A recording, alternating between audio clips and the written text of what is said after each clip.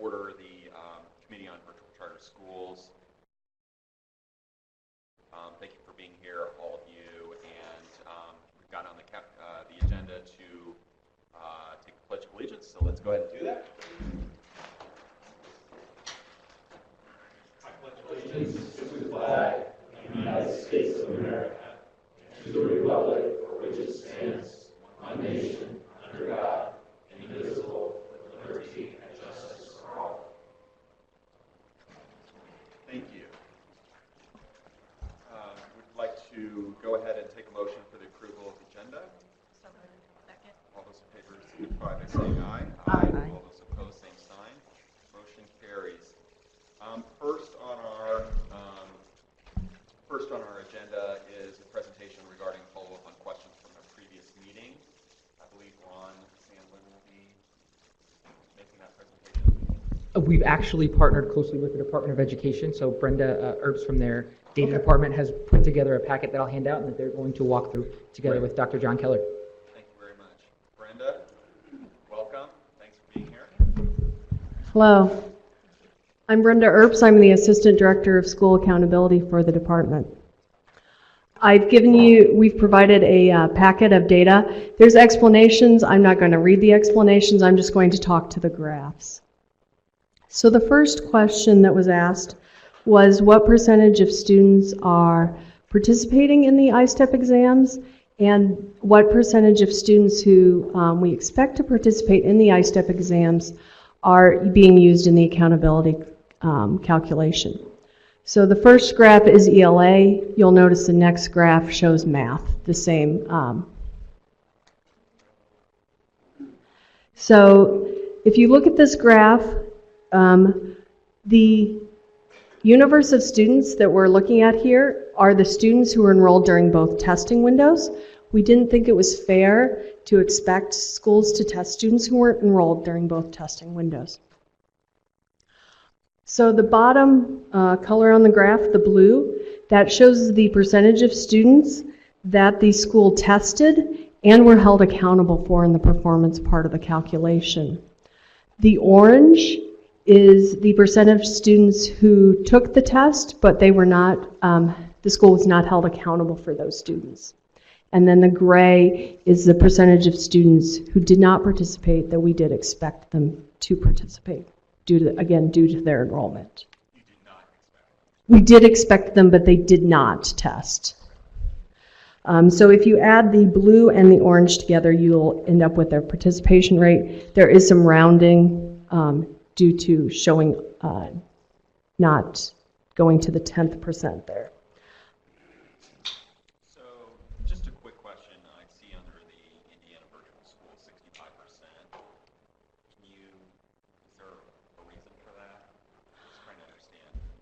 I would have to defer to the Indiana Virtual School why they did not test.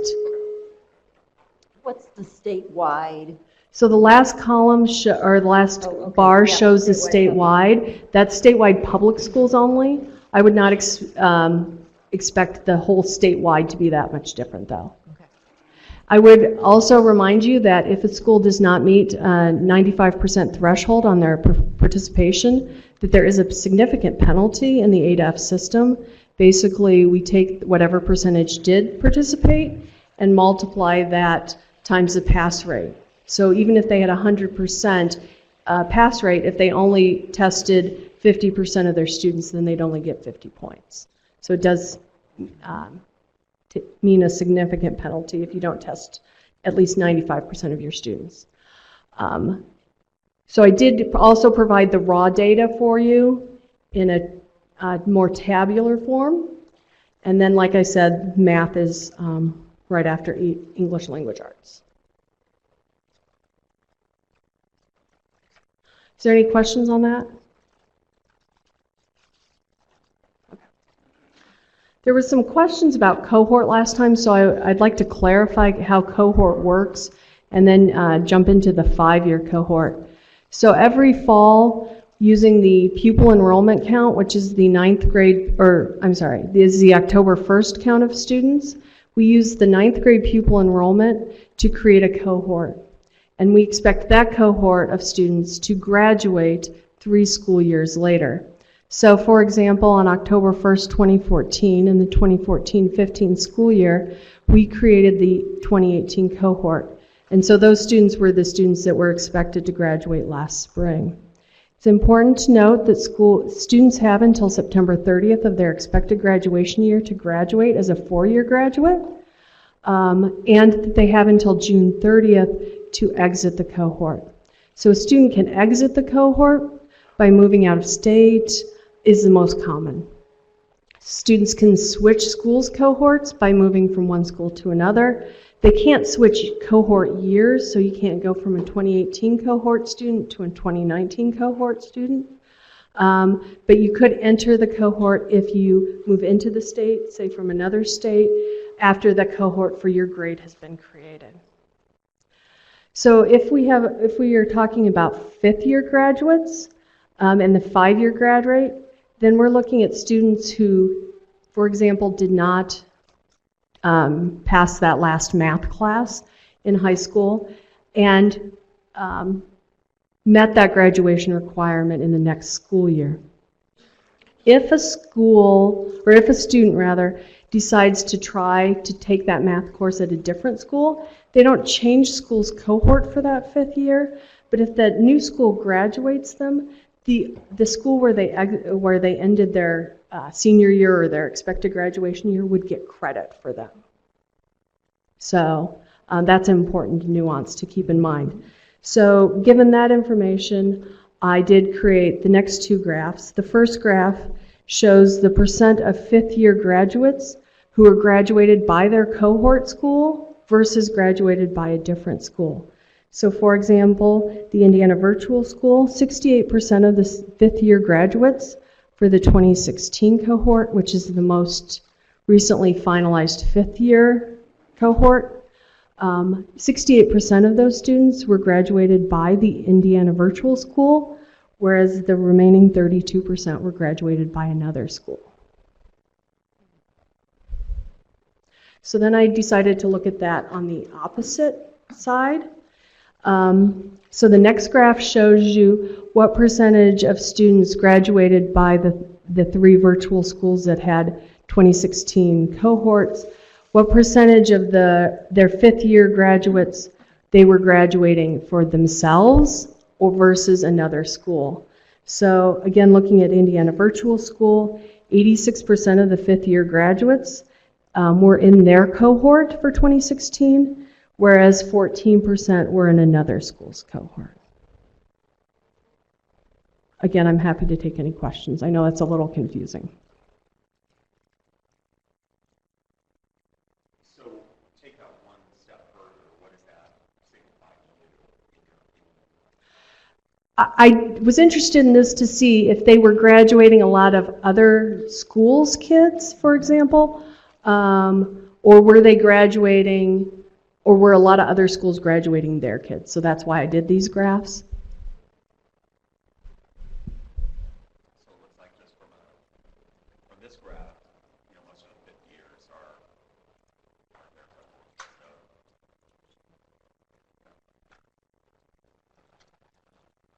And again, I provided. So then just to clarify for so if a student goes to my school, public school A, 5th-year student, they don't graduate, they go to Indiana Connections Academy. They graduate, Indiana Connections Academy does not get credit for that, school A does. Correct. So there is 6%. Yeah. So I've provided the raw data behind the charts.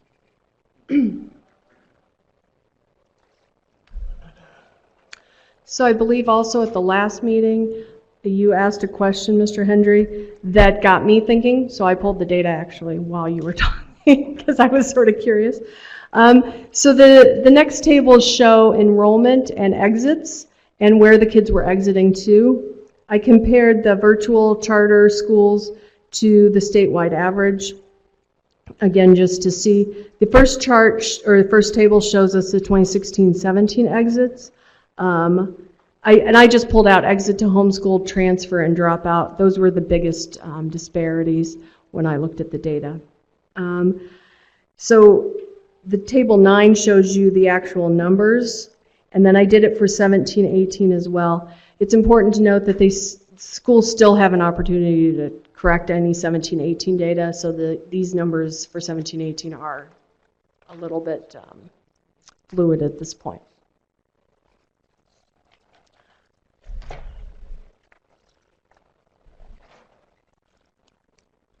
Is anything, again, your interpretation of the data, what does that mean to you in your position?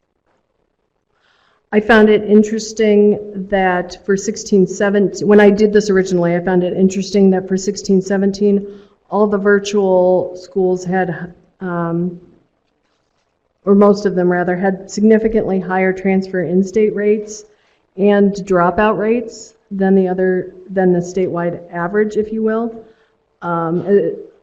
In addition, the exit to homeschool I found interesting that it was higher, except for the Indiana virtual school. And when it says transfer in-state, can that be to another virtual school? Can that be Right, that can be to any other any in-state school. Any other. Okay.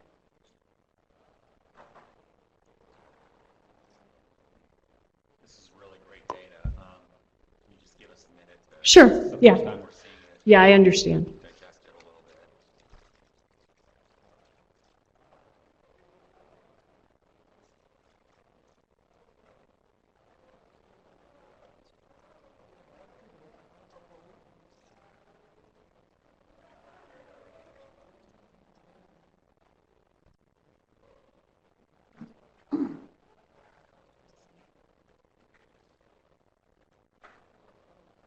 So these are exits during a school year. Yes, these are exits during the school year, all grades. And so That was the, good, my question. Did you break it down by all grades just to know if it was happening at a certain level, or? No, but I can. I'm just curious more than anything. and I'm curious about the statewide transfer in-state, if they're going, it's really being picky, but if they're going from public school to public school, if they're going from public school to a charter school, if they're going from a public school to a virtual school, to find out where those students are going statewide transfer. And I don't know if you even can find that out. That's pretty minute. I was actually working on that. Okay. It was taking me longer Yeah, to I do can than read I had hoped, but.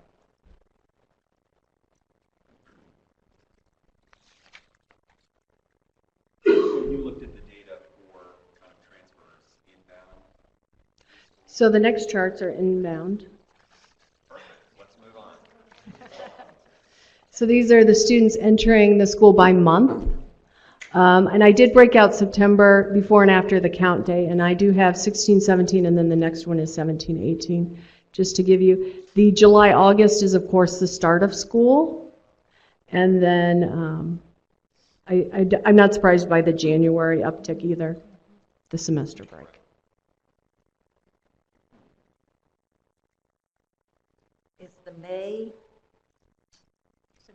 Is the May significant in that like it's prior to the end of the school year and they're trying to hurry and switch right before the end of the school year, or is that May, this is being picky also, but is that May after school has ended and they've not had a successful year and so they're transferring? It should be, so these are the entries, so the student actually should be enrolled. So the thing I would be interested in looking at the May, June is what grade those are in. Because if I'm at school A and it's been a terrible year, but I want credit for the year and I don't want to flunk the classes I was in, I might try to switch a week or two before school's out. Well, and depending on when your school, the school you're in ends versus the virtual, I could see where that would be very doable. So yeah, I was going to run that one by grade and see if that, what those results were.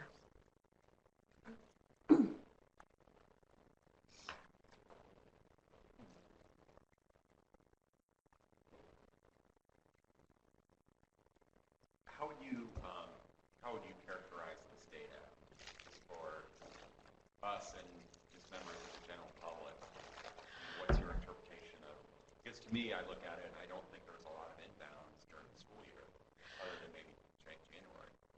Right, and I'm like I said, I'm not surprised by the January, the semester break. You know, seems like a good time to switch schools if you're going to be doing it. For the most part, this wasn't surprising except for the May, June. And I even spoke to the chief attendance officer, because I think to your point, Carrie, I didn't see a lot of benefit of switching like with a week left.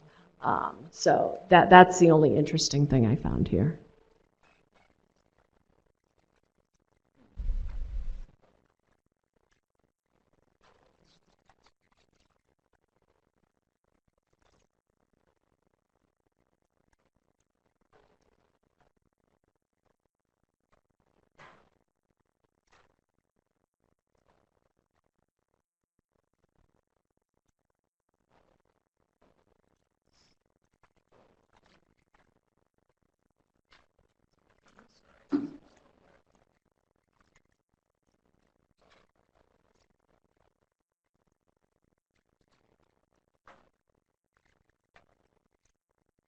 So going back to the prior slide, Brenda, it seems like there's a fair number of exits also in, well, I guess for maybe not all the schools, but one or two of them, exits in February and then May and June as well. These are all, and the graphs are all entries. Okay.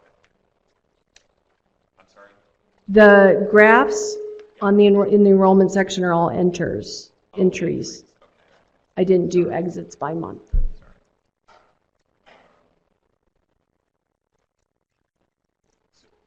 So, for instance, like February, you know, there's a 30% number for, I believe, connections. Mm-hmm. Yeah, you're right. So, I mean, I guess we could ask the school, but do you have any, that's just the data? That's just the data the schools gave us.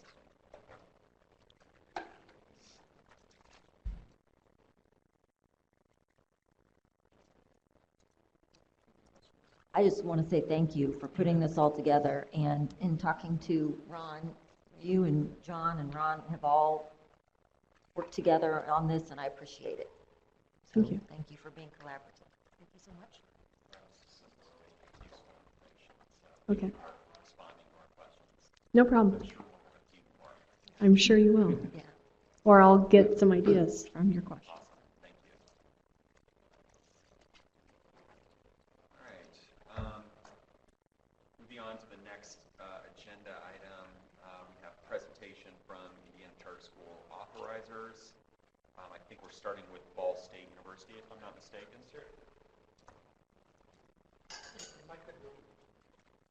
You're fine. I wanted to say the structure of these presentations is going to align to the questions that you asked initially and the information that you just were provided. So they're prepared to speak to the topics that were just presented upon by the department and kind of share some of their reactions and the explanation behind those data. Okay. Great. Hi, thank you, Mr. Henry. Good. Members of the committee, thank you. Thank you for the opportunity. Today, also with me, Dr. Jamie Garwood from my office. She's kind of getting feedback, right? She's my academic coordinator and is going to specifically talk about how we do the academic reviews. We're working with Advanced Ed, so she'll take over some of the slides for me. So she's with me, and also just for the sake of the credit, Mariette Seiler, which is my executive coordinator, also helped put these together. So we wanted to make sure Mariette got some credit for helping, you know, how that all works there. So, Ryan, I'm not, where am I pointing to? Ryan, I'm not advancing for some reason. Yeah, clicking red.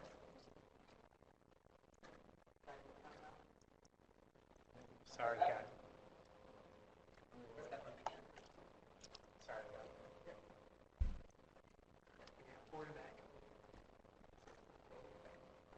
There we go. one of the things I just wanted to let the committee know that when we came up, you asked us about what standards we use and all that. We helped write with the National Association of Charter School Authorizers back when, and the mayor's office. You can see the mayor's office was a model site. We were a performance management replication site. So the framework that you have, I think we gave it to you in electronic version. We worked with Next and we worked with other authorizers around the country, along, with Ball State back when I took over, starting in 2010, 2011. So we're using national principles to evaluate our schools in the 3 areas of finance, governance, and then academic. One of the things I wanted to share with you a little bit of history. I'm going into my 10th year at the Office of Charter Schools, and I just wanted to share a little about the history about the 2 schools that we authorized. The Indiana Connection was part of a pilot program run by the Department of Ed in 2010 through 11, and you can see that we took over in December of 11 from that. So they were pilot programs under the Department of Ed when we first took them over. And that Hoosier Academy started in 08 or 09. When Hoosier Academy first came to the office, I wasn't there, but they had a model of virtual ed that they had a proposal, but the General Assembly at that time said that we couldn't have full-time virtual ed.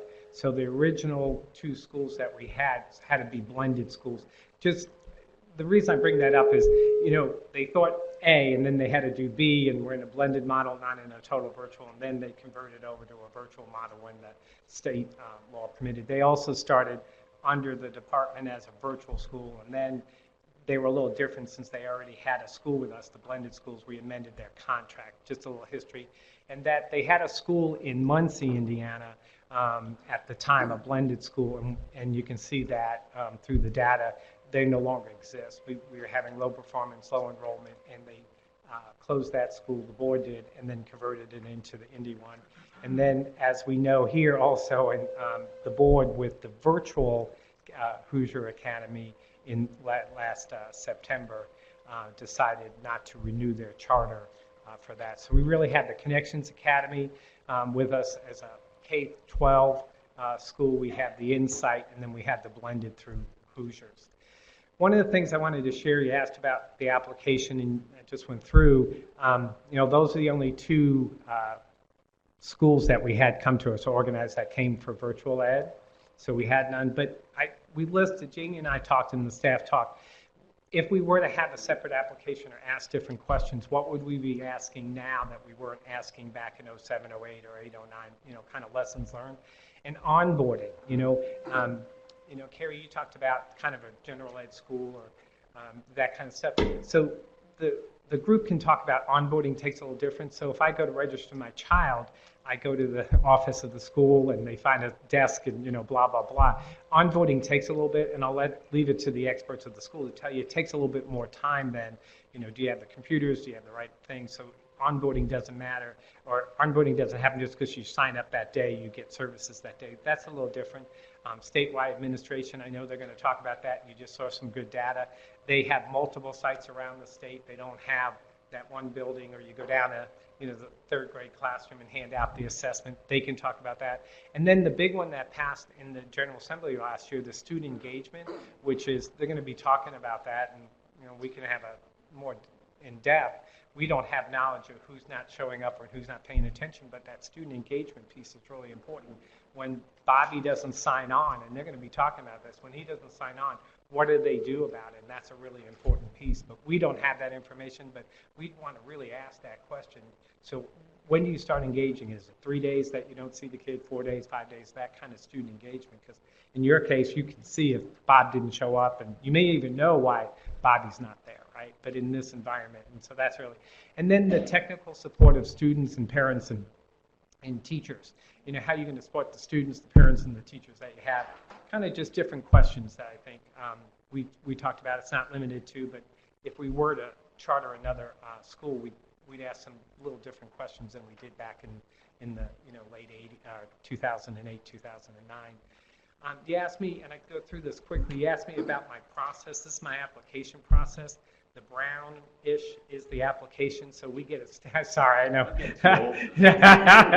I was sitting over there. I asked the maybe I asked me the same question. I said, I can't see it with my thing, but I could talk through it, Mr. Henry. So basically, we get a statement of interest. We look at the statement of interest. We don't want them to file a whole application. Why do this? We have a review. We look at it internally, make sure it meets some of our criteria about placement and stuff. We just have recently had two for the Indianapolis, not virtual, but charter schools, and they're in the Indy area. And one of the things I wrote back is I'm willing to have an application submitted, but I'm really concerned about enrollment. You know, everybody knows 2 schools just closed because of enrollment, so you need to really address how you're going to get enrollment. So that's kind of the statement of interest. We have an application. We use both internal people and external people on a review, and then that decision comes to me about what my committee says. I have the authority to say yay or nay. If we want to go forward then, we go forward with a public hearing in that area where the school's going to be, and talk to the people, see what's going to happen with that. And then at that point, what has changed from Ball State per the state statute a year ago, we had to set up a separate committee. My decision used to go to the president of the university. It no longer goes there. We have a committee for charter schools now at a teacher's college. And my decision goes to them, and they have the final say. The dean sits on there as the chair, and we have faculty members from Teachers College that make the final decision because they want that decision made in public, so we'll stream those meetings and stuff. So a little tweak from the past to this, but that committee. And then with that, if I can, I'm going to turn it over to Jamie for a few. If we give them a charter, you can see in the green how we look at the org chart, the fiscal, and the academic, but I'd really like Jamie to spend some time with you going over some of the academics here. So, Jamie? Okay, so the first bullet point we have is really the internal evaluation that we do. You all received the academic framework. Those are the academic indicators that we use to evaluate the schools we authorize. And you can see we've kind of listed some of those. Obviously the A through F, attendance, absenteeism, the ISTEP testing, both growth and proficiency. We do try to use a formative assessment. Currently, we pay for NWEA for schools that choose to use it. Increasingly, though, we have some schools that want to do something different, especially with the formative assessment grant in the last couple of years. So we're trying to work with schools to give them some flexibility about what kind of formative assessment do they want to use, and then also working with those formative assessment developers to create new indicators in our framework. So ultimately, we're probably going to end up with really customized academic frameworks for schools that reflect those formative assessments. But most right now we have quite a few schools using NWEA. 5 Star is another one that we're working with right now to kind of design some indicators around that. They just provide us with some supplemental information that goes beyond just the state testing. iRead is another example. Specifically in our framework, we look at the spring testing for iRead. We pay attention to the summer, but we're really looking at what percentage of kids are passing on their first attempt. And so that's the number that we really look at. The graduation rates, as well as post-secondary success data that we get from the Higher Ed Commission. We're looking at all of that information to help us kind of know how the school is doing. In many of these cases, we will dig deeper as the school is approaching renewal to really analyze it further. So for example, with iRead, we're looking for schools to have at least 75% of kids passing on their first attempt. But as we get into the renewal process, sometimes we're digging deeper into that. So for example, we had a school that was consistently not meeting that standard, and I was really concerned, and I thought there was a real literacy problem at this school. And when we dug deeper, we really found that the kids that weren't passing were the kids that were newly enrolled and special education students. And so it kind of changed the dynamic of how we looked at that situation. So we do dig deeper in the renewal process to kind of get a better sense of things. Then, is this for all charter schools? Yes. Charter, not Yes. just virtual? Right. We have this. We do not have a separate framework for virtual schools. It's something we've talked about, particularly around, for example, the graduation rate. We have a draft alternative framework that we've looked at for our alternative schools, which currently the virtual schools are not designated as an alternative school, but some of those indicators might be relevant. So for example, We've looked at credit recovery for the alternative schools, or the 5-year graduation rate, because we know that many of their kids are coming credit deficient, and so they're probably not going to graduate in 4 years. So we're looking at, I think some of those indicators that we've developed for the alternative schools do relate to the virtual schools, although they are not alternative schools in and of themselves. So that's a good question. So then in addition to our internal evaluation, we use an external review from Advanced Ed. And we've been working with them for about 2 years now. And the external review process with Advanced Ed really has 2 main components. One is the school's own internal assessment of itself, which is the development of their school improvement plan, assessing their own data, looking at their own processes. And then the external review team is coming in and giving that third-party perspective. We try to work with Advanced Ed to make sure the teams are diverse in terms of experience and background. We include traditional public school people, we include private school people, we've included charter school folks. We've also paid attention to the school-specific focus. So, for example, when we had a Montessori school that was up for renewal, we sought out somebody with Montessori expertise and had been on advanced ed reviews before, so that we had relevant people with that background. Same with alternative schools. If you don't have experience with alternative education, it's a little difficult to go into that setting and evaluate those schools. So we work with Advanced Ed to populate those teams. They certainly have a base of team members who've been trained throughout the state and country, a vast network. So we just collaborate with them to develop those teams. And then, and I will say one of the benefits of doing this has been, we have gotten the charter school people onto some of these teams around the state, not just evaluating other charter schools, but also on teams evaluating traditional public schools, private schools. And it's really helped a lot of our charter school people build some internal leadership capacity in terms of their own skills of evaluating schools and looking at performance. So it's something that a lot of them hadn't had an opportunity to be part of. Whereas if I were to ask a lot of traditional public school people, have you been part of a school accreditation process? Many people have. And a lot of charter school people hadn't had that opportunity. So that has been very valuable. Then, just chime in real quick. Sure. Are these data points, these are what you're looking at in your evaluation? In our internal framework, yes. Are any of these in your actual charter agreements with the schools?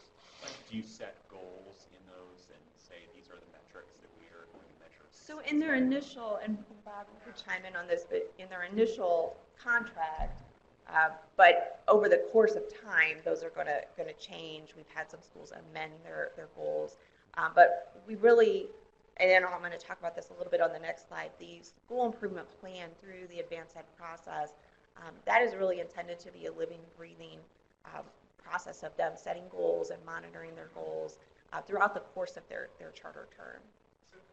So what I can say in our contract, it's not speaking to the mic. I'm sorry. So we reference our performance framework of meeting the goals, and so you have a fluid document over here that we can adjust. But in their contract, they have to meet those. The same way I'll talk about the org and the fiscal things, but yes, it is in our contract based upon what Jamie said, trying to look at this fluid document that we're trying to look at.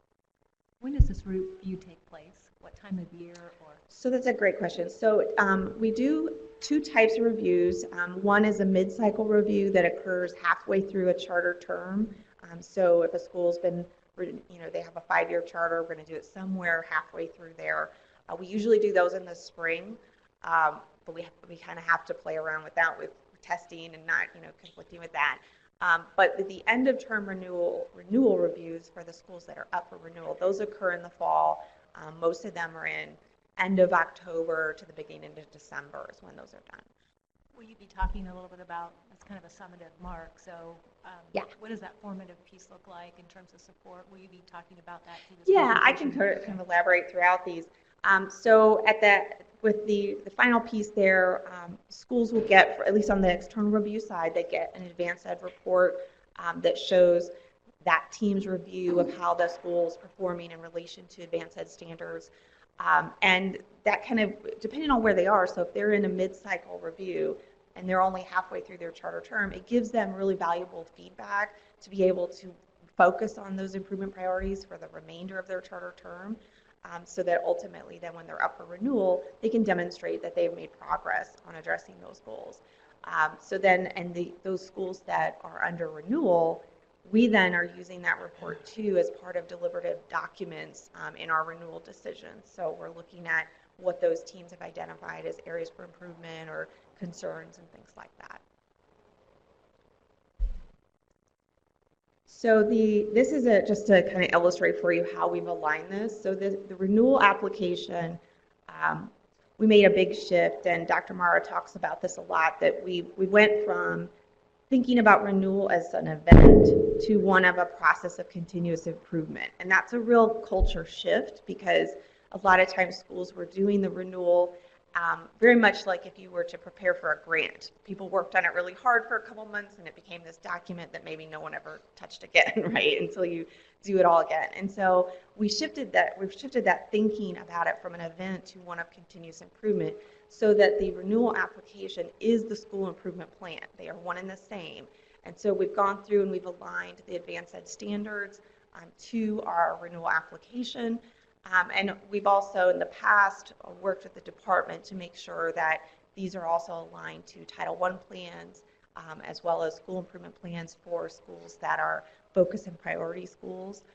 So for example, we've been told that these advanced ed reviews and these reports that our schools are getting, that will satisfy the requirements for monitoring for any schools that are DNF schools. So we're trying to align all those things so that schools are really working from a really robust school improvement plan, and it's not just something that people work on and never look at again, but it's a living, breathing process. And so finally, some of the unique aspects of evaluating virtual schools specifically. So I've been with Ball State for 4 years now, and I've been on every review that we've done for the virtual schools that we authorize. And I think that there's a real learning curve for anyone who's evaluating virtual schools. It's different. It's not, there are a lot of similarities in many respects, but there are some differences. And so, for example, with the complexity of the student population, when I look at the data, it almost feels like I'm evaluating multiple schools in one, because the student populations are so dynamic.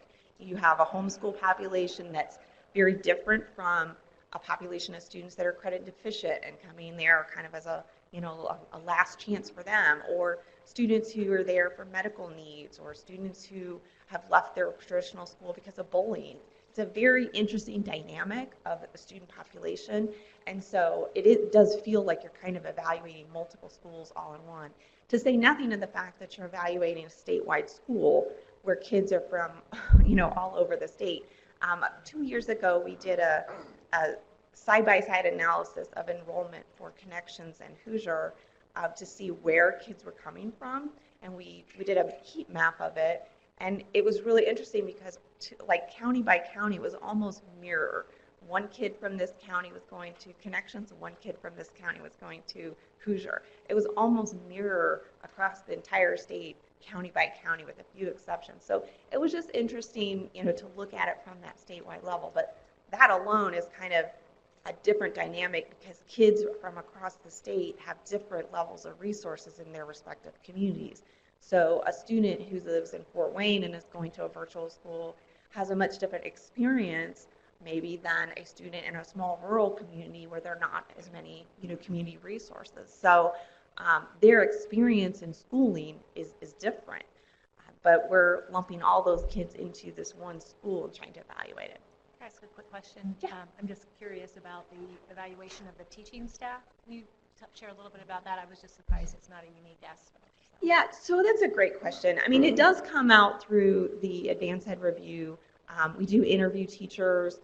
We do look at their professional development plans and things like that. And I think that's a good point. It's probably one that should be added here, because the way that they, Bob mentioned the onboarding process for students, there's an onboarding process that they have for teachers. I always ask them, to talk about how they recruit teachers, because you have to have a unique skill set. Not every teacher it has the training and background to be able to do well in that virtual environment. It's different. Melissa Brown is here to talk about connections, and her and I have talked about this, and one of the interesting observations that she's had is that sometimes teachers who might not have done really well in a traditional classroom setting because of maybe classroom management issues can really excel and thrive in a virtual environment because they can really focus on their craft as a teacher. So there's some interesting dynamics there, but we do interview teachers in the same way that we would a traditional public school or a traditional charter school. We are sitting down with them face to face, talking with teachers and looking at their professional development plans, how they're training teachers and things like that. So that's a great question. But as far as the teacher evaluations, are teacher evaluations in terms of actual monitoring of their instruction? So we don't do an evaluation of teachers. We do an evaluation of student engagement in a classroom. And so I noted on here conducting on-site classroom observations. That is a difference in terms of if I go to one of our traditional brick and mortar schools and I'm going to go and visit classrooms as part of our review, I can just go into any classroom I want and I do that. But in a virtual setting, I have to work with the operators to give me access. And they're great about doing it, but they generally will give me a list of, they'll give me links so that I can log in and see live lesson instruction going on in real time. But they'll also give me recorded lessons as well. And we try to work with them to make sure that, I or any other reviewer sees a variety of classes, grade levels, as well as subject area. For example, I watched a PE class one day in a virtual setting, which I never would have thought about, like, how do you teach PE in a virtual environment? It was very interesting. Or foreign language, things like that. So we try to get a mix so that we can make sure that we're seeing a variety of coursework in those classrooms. But we have to work with the operators in a little bit different way than we would in a traditional brick and mortar building where I can just, move around as needed. But we are looking at student engagement and how students are experiencing learning in those classrooms. And then finally, I would say, and I've already kind of alluded to this, whenever you're authorizing a virtual school, I think that staff and evaluators need to have unique experiences with virtual schools. It's a different dynamic. And so I think our office has built some capacity around that now. I think we're still learning. We're always asking questions. We have faculty who we work with who are always, we're all the researchers. We're kind of digging into data, asking questions. I had the opportunity to be on a review team of a virtual school in Arizona with Advanced Ed, so it gave me an opportunity to get out of the state and build some capacity in terms of seeing how it's done somewhere else. And I think those kind of opportunities are very positive, and we need to try to grow the number of people who have some background. We've also included Department of Ed, State Department of Ed staff on some of these reviews as well, because again, they're part of our group of people that we need to kind of build our own capacity of evaluating in schools. So I think those are some of the most unique aspects of evaluating virtual schools. Any other questions?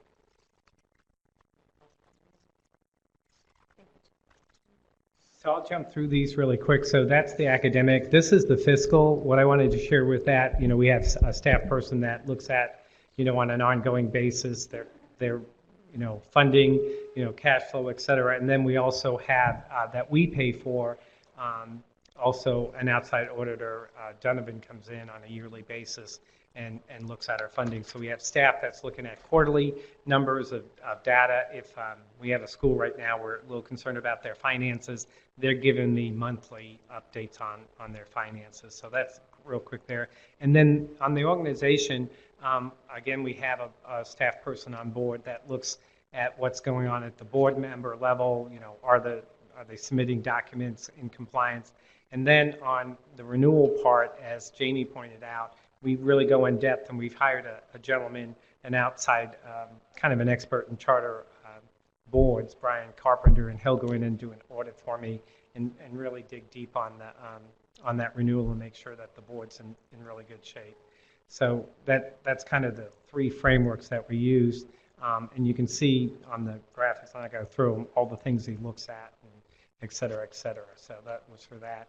What I wanted to talk about here on this slide, and you can see with Jamie, what I really wanted to point out a couple of things, and I've been up here, for many years, and what we're really trying to get at is what Jamie was trying to articulate. We're trying to take what Advanced Ed is doing, the Department of Ed doing, and what we're doing with our schools, and kind of bringing them together on that statute so that they don't have 3, 4, 5 people coming in and reviewing them. And so we're trying to get that synergy together that we're looking at, and the department's been, really working well with us to look at a school so they have one plan. They don't have 3 plans. Is it the authorizer plan, the Department of Ed plan, is it the EMO plan? And so that's what this renewal process and what we're trying to say under that statute.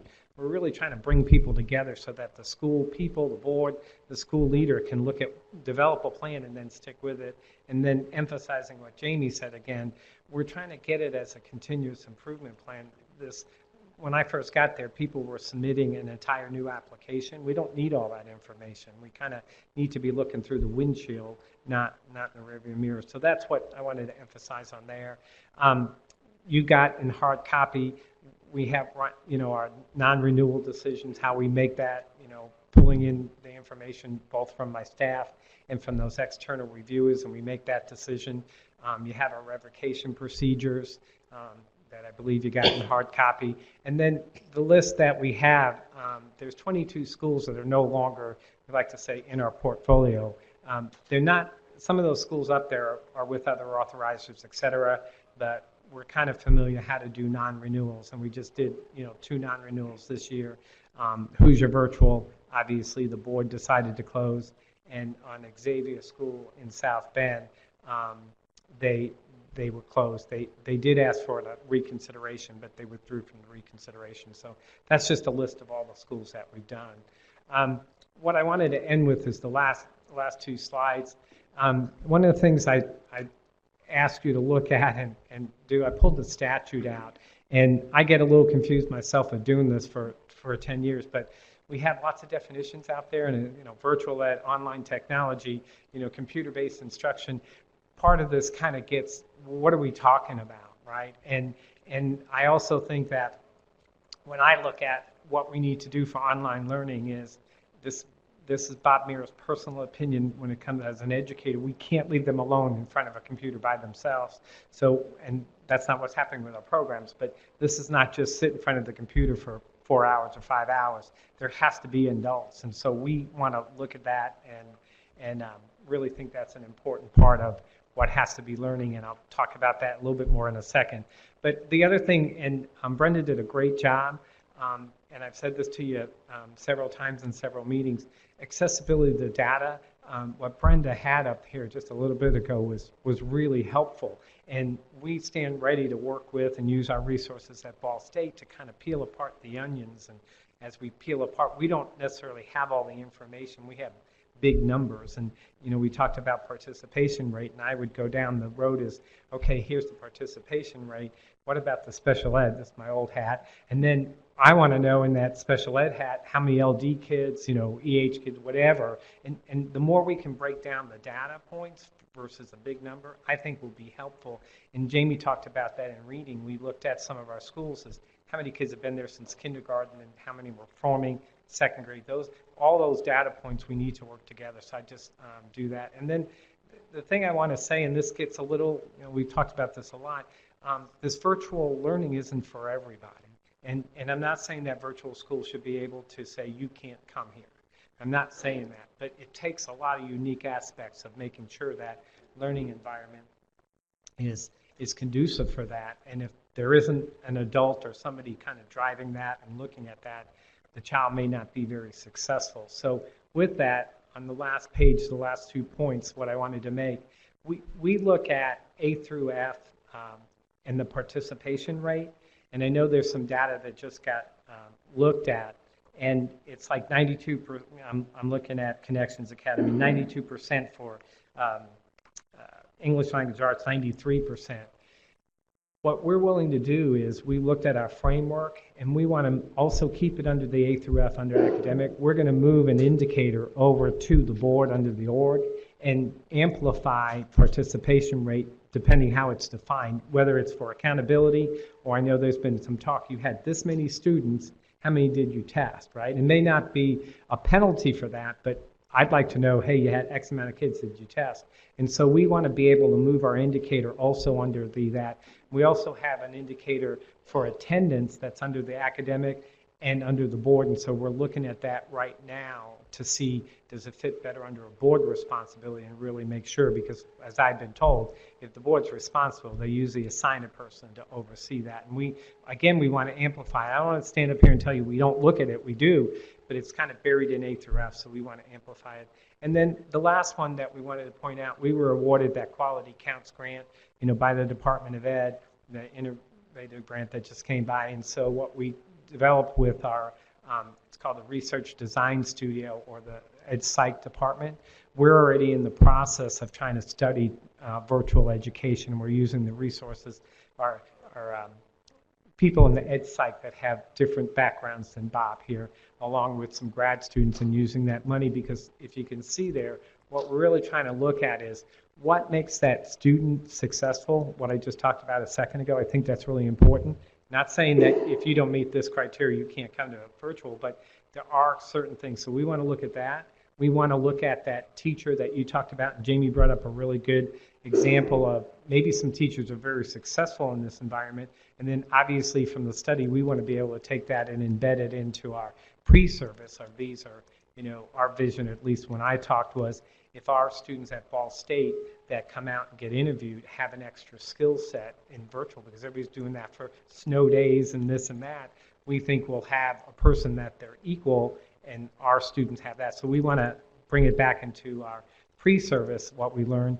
And then also this broader knowledge of what does it take to really look at a virtual school, as Jamie said, and that learning how to evaluate that. And that's where we're looking at folks from the university also to help us look at our online learning at a college level, and what does that look like. So we're going to take a little bit of that money that got approved by the department and do a study, and we want to come back and help inform public policy with that study around those three areas. I have a question, Bob, about one of your bullet points talks about it's not a great match for every student and family, and I agree with that. I'm just curious as to the family involvement component, and is there a contract through your schools, and then what happens when parents don't uphold their end? Yeah, so the people that come after me will better talk about that one. My understanding is K-12 put together a fast track of how to intervene with parents that aren't showing up, and Connections has done the same thing. I think Melissa Brown can talk about how they, Bobby, is it 2 days, is it 3 days that I don't show up, and then they intervene. And then to your point, it's not just kicking the kid out, you're not here, it's what do we do to help you with that, and then maybe help the quote adult, whatever that is. And if I can tell you just really quickly another model, we met with some folks last week that are looking at maybe a charter school but virtual, and they're working because they are getting money from welfare or DCS, and they're looking at the children that they have and looking at virtual ed. And so there would be some adults in that environment that they would have certified teachers. It wouldn't be the quote parent, or it would be a learning coach. But so when I'm standing up here and telling you, I think there's lots of different models out there. There's a kid that, parents we were told, belong to a rodeo, and they're around and they're obviously doing, or the kid that's at Riley getting chemo. I mean, there's such a wide variety of children in this mix that we want to see what makes them successful. And I think the only thing we could do is kind of start looking at those children, and so that's why we came up with the study. And again, I hope you understood my point. I don't want to say kids can't go, but I wouldn't put my kid in Hope Academy, for drug and alcohol, or maybe Daymar, right? Because you look at what the vision and mission of the school is, and then you match your student up with what that school does. And a lot of work to do this from home or be a learning coach, is my understanding. Great. So. I'm just curious, the bigger question is, are schools where there's a strong component of support for the students more successful? So I'm just trying to identify that. Or the parent and the parent skill, or when I say that, the adult, learning coach, and they'll be able to, that it's a really important thing to look at. So we stand ready to help with getting more information to you about public policy and what that looks like in the future. So any Sure. So as an authorizer, you've obviously been before the board on behalf of Berkeley Charter and received scrutiny. And so I'm interested in what do you think are the lessons learned for authorizers? And then also, what would you, as an authorizer, want to see, if anything, changed in state law or regulation that would help you what they're trying to do? Right. So I talked about the definition to try to help me with what that definition looks like. And I think, we say, X percent of time and this, so that overall definition. But I'll give you the answer when we looked at, and I've been here in May, it's data, sir. If we had better access to data so that we could look through the windshield instead of, like, some of the data we're looking at for participation rate right now is 16, 17. That's great, I'm glad, but I heard there's some 17, 18. I want to be looking through that windshield, and I want to be able to tear apart some of the other things versus what you were saying earlier. Just these big global numbers don't help me of what children are doing. So the data piece. Real-time data? I'd like as close to real-time data. If I can share. Can't you just require it? Well, and that's what, I know exactly who didn't test in my building and why they didn't test, Yeah. and could report that to an authorizer. Right. And so what real-time data are you not getting? Well, so that you're part wanting? of that we're not getting. So let me just give you an example. The test data is out for iStep right now. Obviously, the ones up for renewal are sharing that, but it would be really good to have a file of what that is. And I can get to your question about, do you get it from them or us? Part of that is just, I worked in the department for a long time. What's the official number, right? Sometimes this participation rate, they give me their participation rate, what they think, but I really want to see that department participation rate because that's what gets kind of put in there. And then to your question about, we don't have any, obviously, information on number of kids that were there from like first grade, second grade. So that's that part that we're getting better at working with them to get that, but I would like to see it streamlined. And then even when A through F comes out, I don't get to A through F, and you know who calls us first, right? You know what the scenario is. The A schools call us, and then it's Jamie better talk to the other schools to find that. So that would be instant information, I think, given to me that we can help,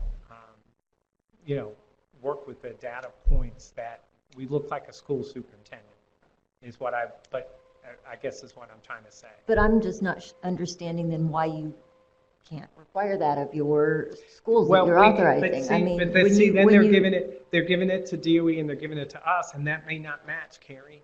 And I understand that some of it won't, But but a lot of it's going to be close. And when you ask what kids are there in kindergarten and first grade and second grade, they ought to have records of that and be able to give that to you. Right. And if they aren't, then that's a conversation I'd be having when I do my review with them. Well, we do that. We work with them. But again, I'm going to say to you, close. I'd rather not have close. I'd rather have the official number. So, But that's every school. Well- I'm waiting for my letter grade, and it's not coming till September 10th for me either. Right, I understand. But my superintendent has a pretty good idea where it's at because I've kept pretty good records. And if I Of don't, that. my evaluation's on the line. I hear you. And so some of that's a responsibility, and I understand it means extra work, but it's extra, I have to report it to the state and I have to report it to him. That's my expectation. So those are my two things. What would you say,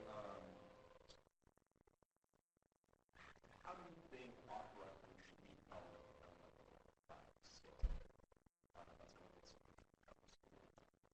So I think the current law is fine, where, I got sanctioned, or you can remove me from chartering. I think all that's fine. And then the current law, I don't think there's a lot of changes that need in the current statute for that.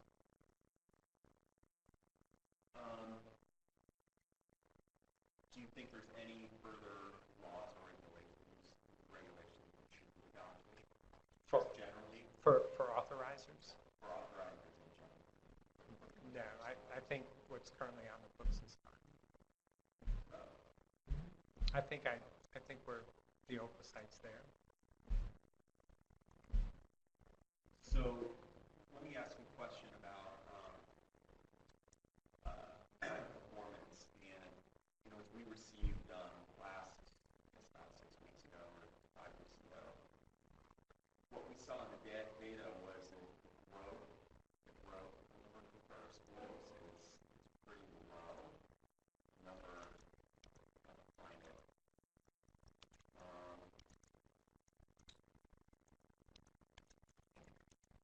That seems like a pretty important number to me as you're an authorizer. How do you improve student growth in a virtual charter environment? How do you want to see going forward? I mean, obviously, we saw school close, last year. How do you want to see improvements in growth in our schools that we are chartering?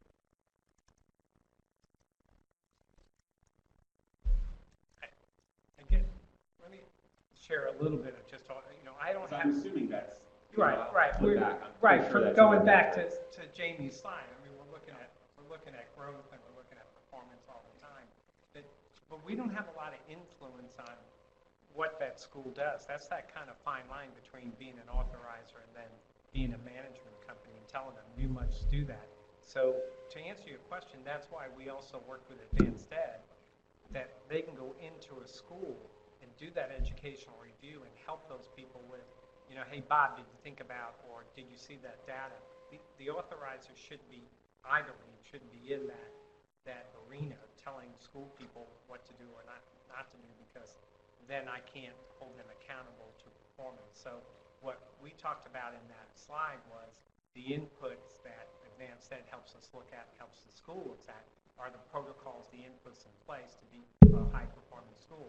And then Jamie, or my office, or me, we look at the outputs. So there's that line of, we as an authorizer have provided resources through the Advanced Ed process for them to get at your growth, your performance, those types of things. And that, I think that separation has to be there. I don't think that's my role to go in and evaluate them that way. Mine is more on the output side, which I'm answering the question. So, the resources we're giving to them helps them do that through the Advanced Ed process for growth and performance. What do you think should be a reasonable baseline for growth? Well, research says that if you grow 1 to 2% a year, you're doing really well. But I don't think, some of them fall far shorter than that. So I think what you have to do is look at where they're at. When I did those first rounds of closure, we had schools that were lower performing, but every year they were getting better than some schools going this way. So part of my answer is you have to look at, are they improving every year? They didn't meet the mark of what we wanted to, but it was like a stock. It kept on going up every year. They kept on improving. So, we look at how they're performing over that 5-year period or whatever the contract is to see if they are growing. If they're not, then that's when the schools have to close. If they're going in the opposite direction, then obviously we not renew them. So I don't have an answer. It should be X, this number, because I think it's where you start is the key. If you start at 9%, you're not going to get to 80% or 100%.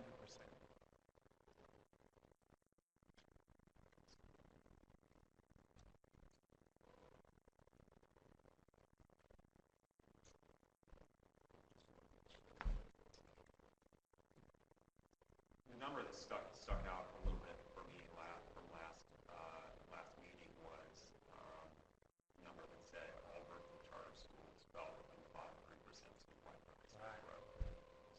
Right. No, I get. Yeah, and again, when we Jamie talked about that. I get the overall number. That's where we're going back to who's successful and who's not in some ways. And I'm not trying to sort out the marble and say just take the cream of the crop. But that's looking at, does this model work for you in that? And we see kids that are high performing, or we see rates of groups of kids that are passing at a very high percent. And I get averages and I put them all together, but it goes back to my data question. The more I can pull apart why or where it's breaking, the better off I'll have more information on that school. Do you think there should be any limitations on who is able to authorize, any further limitations on who should be able to authorize a virtual charter? You mean other authorizers?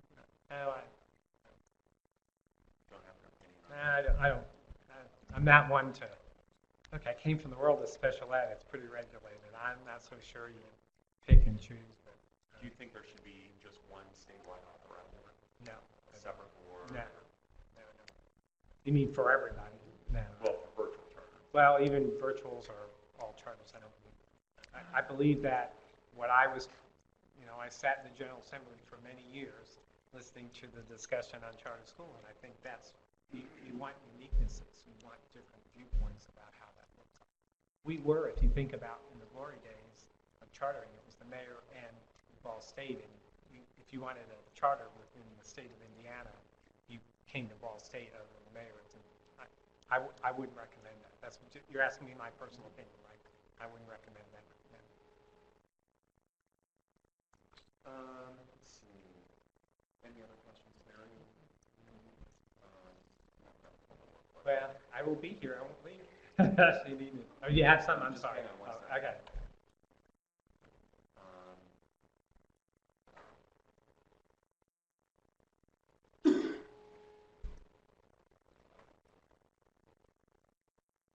I guess that's all I have. All right. Right now. Well, if something else comes up, we'll be good. I Thank you. appreciate it. Thank you for the opportunity to speak to you today. I appreciate it. Okay.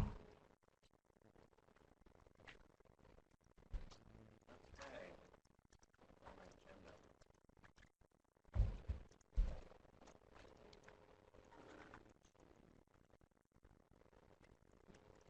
Monty's up next. Yep, happily. So we'll move on to Daleville Okay. Community School Corporation, who's the other authorizer of Indiana Virtual Academy. And it is my understanding that this will be a somewhat, they'll kind of roll, the two presentations will roll kind of with each other, and that'll transition us into the operators as well. Thank you very much. Again, I'm Paul Garrison. I'm the superintendent at Daleville Schools. And what I prepared is just kind of a little background about our history as an authorizer, particularly as an authorizer for Indiana Virtual School, as that has been our history. We're not an authorizer like Ball State in that we've authorized several schools. It's a whole different kind of story, and therefore it becomes a whole different kind of operation. What our presentation plan here after my communication, I've given you a copy too, just so you have that verbiage. That after I'm done, we'll go into a video presentation, and then the operator themselves will give a brief presentation, and then jointly we'll answer questions. Of course, you can ask me anything along the way. You're in charge, so you handle it the way you feel comfortable handling that. But anyway, I want to introduce David Stashevsky, sitting back here. David is our assistant superintendent. He's currently completing a PhD at Indiana State University and is working on a dissertation regarding virtual education and doing a lot of research in this area right now. So he has a pretty good national perspective on research out there. I want to thank you for looking into virtual learning in Indiana. I'm certain, because I've just been at the meetings, I know now you realize that traditional public schools as well as charters both have shared experiences regarding the conditions that virtual learning presents. I'm sure you're cognizant that every student enrolled in a virtual charter school or any other charter school in Indiana is there because they and their parents have elected that school as opposed to the traditional school they may have attended in the past. So it's a conscious decision that the parents has made. Daleville has, just going back in history, I can remember, I've personally been at Daleville for 43 years. I've not been to another corporation. I came out of Ball State in 1975, began teaching elementary school at Daleville. I stayed there, I coached, I drove a school bus, I became the elementary principal, and I've been the superintendent at Daleville for the past 20 years. So my experience inside the corporation, what I can tell you is I've been there this whole time in our relationship with Indiana Virtual School and that chartering process. The chartering rules in Indiana and the regulations in that length of time from 2010-11, when we began this journey as a school corporation until now, has changed, as you're very well aware of. We looked, I can remember a teachers' meeting several years ago with my faculty, all concerned about the state of Indiana authorizing charter schools, vouchers, school choice. And I remember telling my colleagues at school what I firmly believe is choice for parents and students is not a bad thing. It's a good thing. And we're about kids. And if we're about kids, I don't believe there's anyone in a better position to decide what's better for kids than their own parents. And what I told my faculty is if we concentrate on our customers and if we view our students as customers and our parents as customers, and we do our very best to serve them and meet their needs, we don't have to worry about competition because our kids aren't going to leave. And what I've found over time is that's been true. Daleville is a school corporation with about 950 students. 45% of those are transfer-ins to our district. We have an A high school. We have a traditionally A elementary that has slipped a couple of notches that we're working real hard to get our scores improved in this whole changing from I-STEP to I-LEARN. So we're working on that. We've had great success locally. We want the very same thing for the charter school that we agreed to authorize, Indiana Virtual School.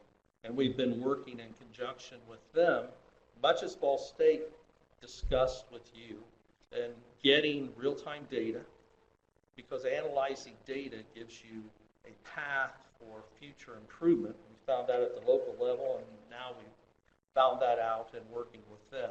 When we started the process in 10-11, we were approached by the organizer at Indiana Virtual School to think about the possibility of being a K-12 school corporation that authorized the charter school. That was a controversial thing in our area of the state with my colleagues, with my teaching, my teachers, my faculty, and a little bit in our community. We held hearings. I contacted the Department of Ed at that time, had lengthy conversations with Tony Bennett at that time and Pat Mapes, who were both at the department, about what that meant. What I knew, there were other school corporations in this path too, and someone was going to authorize Indiana Virtual School, and that was evident in my communication with them.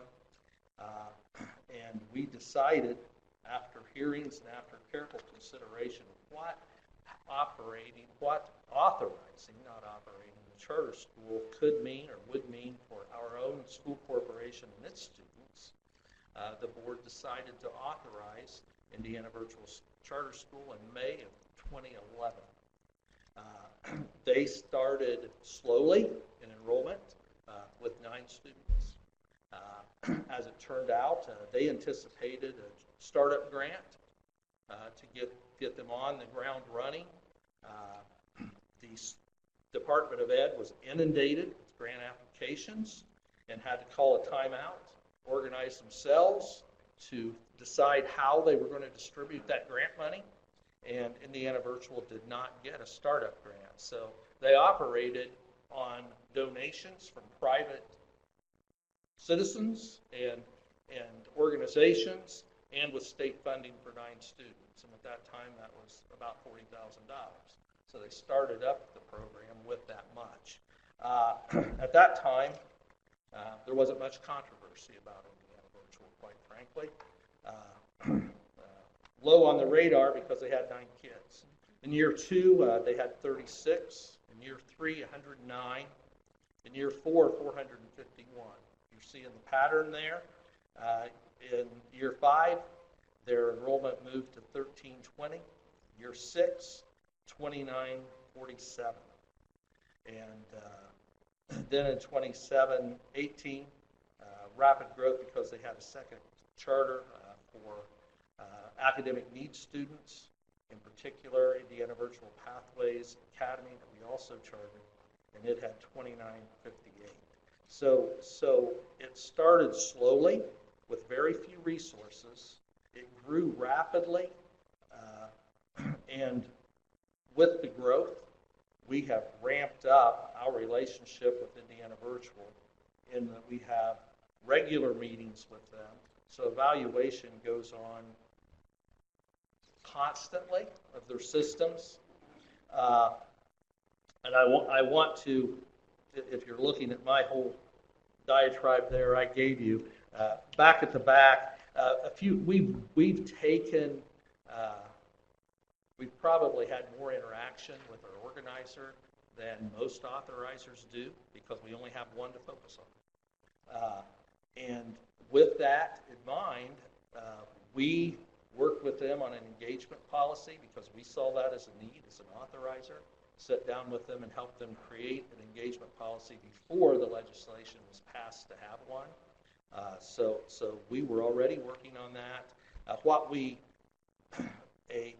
quick problem that we noted that we had as an authorizer, we looked upon our role as an authorizer in kind of two folds. We needed to evaluate that school, and we needed to give them help if they needed it in coming up with a quality school improvement plan that would work.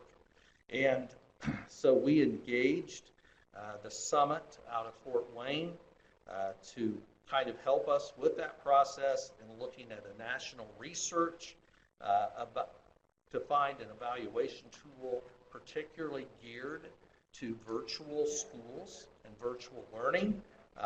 That was not available. So Indiana, from where you're sitting, what we know nationally from looking, and Ball State can verify also in their work with virtual charter schools in particular, is no one has succeeded in meeting every need that is visible. It's a growing enterprise. It's a new enterprise, and we're all learning. But I asked Brad for his thoughts on Evolve, and I'm going to read his words because I don't want to misinterpret what he said. First of all, I'll let you know about Evolve is an acronym. Stands for Evaluation of Online Learning and Virtual Efficacy. Several months of research has gone into creating a tool that allows both the school and the authorizer to engage in critical conversation around 4 constructs of virtual learning that must be understood and appreciated. Couldn't agree more. Those 4 areas that Evolve looks at for Indiana Virtual, and now they're doing a pilot program for other schools around the country, are academics, systems, personalization of learning, and governance. All 4 constructs must be understood and addressed in order for a virtual learning environment to be thriving, such as capable of effectively supporting its students. Evolve is designed to be both a diagnostic rubric and continuous improvement tool that establishes competencies for operating either a virtual school and or blended learning program. Moreover, the uniqueness of Evolve's conceptual framework and simplistic design of its reporting features using mean averages on a 4-point scale with disaggregated quadrants allows practitioners to very quickly identify areas that need prioritized attention. If invited, he would be happy to come and share research and logic behind Evolve's conceptual framework and evaluation process.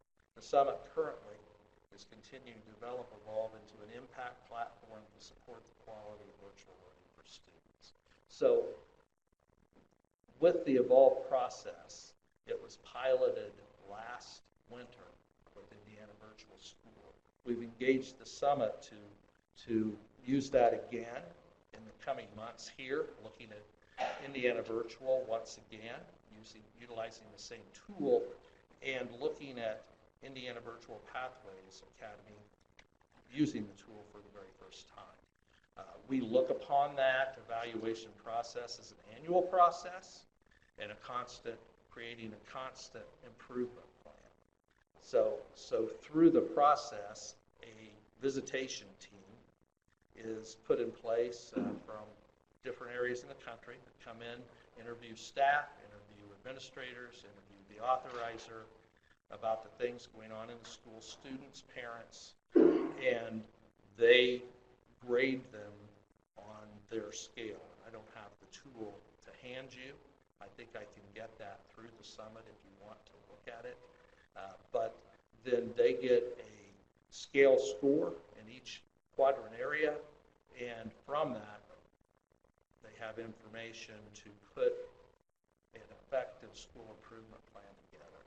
And they have been engaged in that process since the evaluation, and we have been meeting with them on a monthly basis since then regarding their progress towards that school improvement plan. So in short, I just want to let you know, we do care about learning, care about kids, bottom line. What we understand about this school and virtual education in general are students are choosing that, and they're not choosing it lightly. Many of them are coming, and they're not going back to their old schools.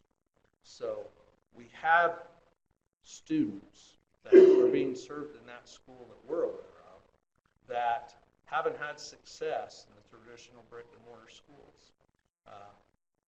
Almost half of their kids are senior enrollees. Who enrolls in a new school or senior year? We don't get many at Delco. Those kids are all facing problems of different kind, and many of them are facing credit deficiencies that aren't going to allow them to graduate. And I've seen it happen locally. Every educator has that. You have a junior or senior that you have a hard talk with because credit-wise, they might be in the cohort, but credit-wise, they aren't really a junior, they're not really a senior. They've had too many failures. And Indiana law requires virtual schools that are statewide to accept every student until they reach their capacity number. That means they take them. Do you think that should change?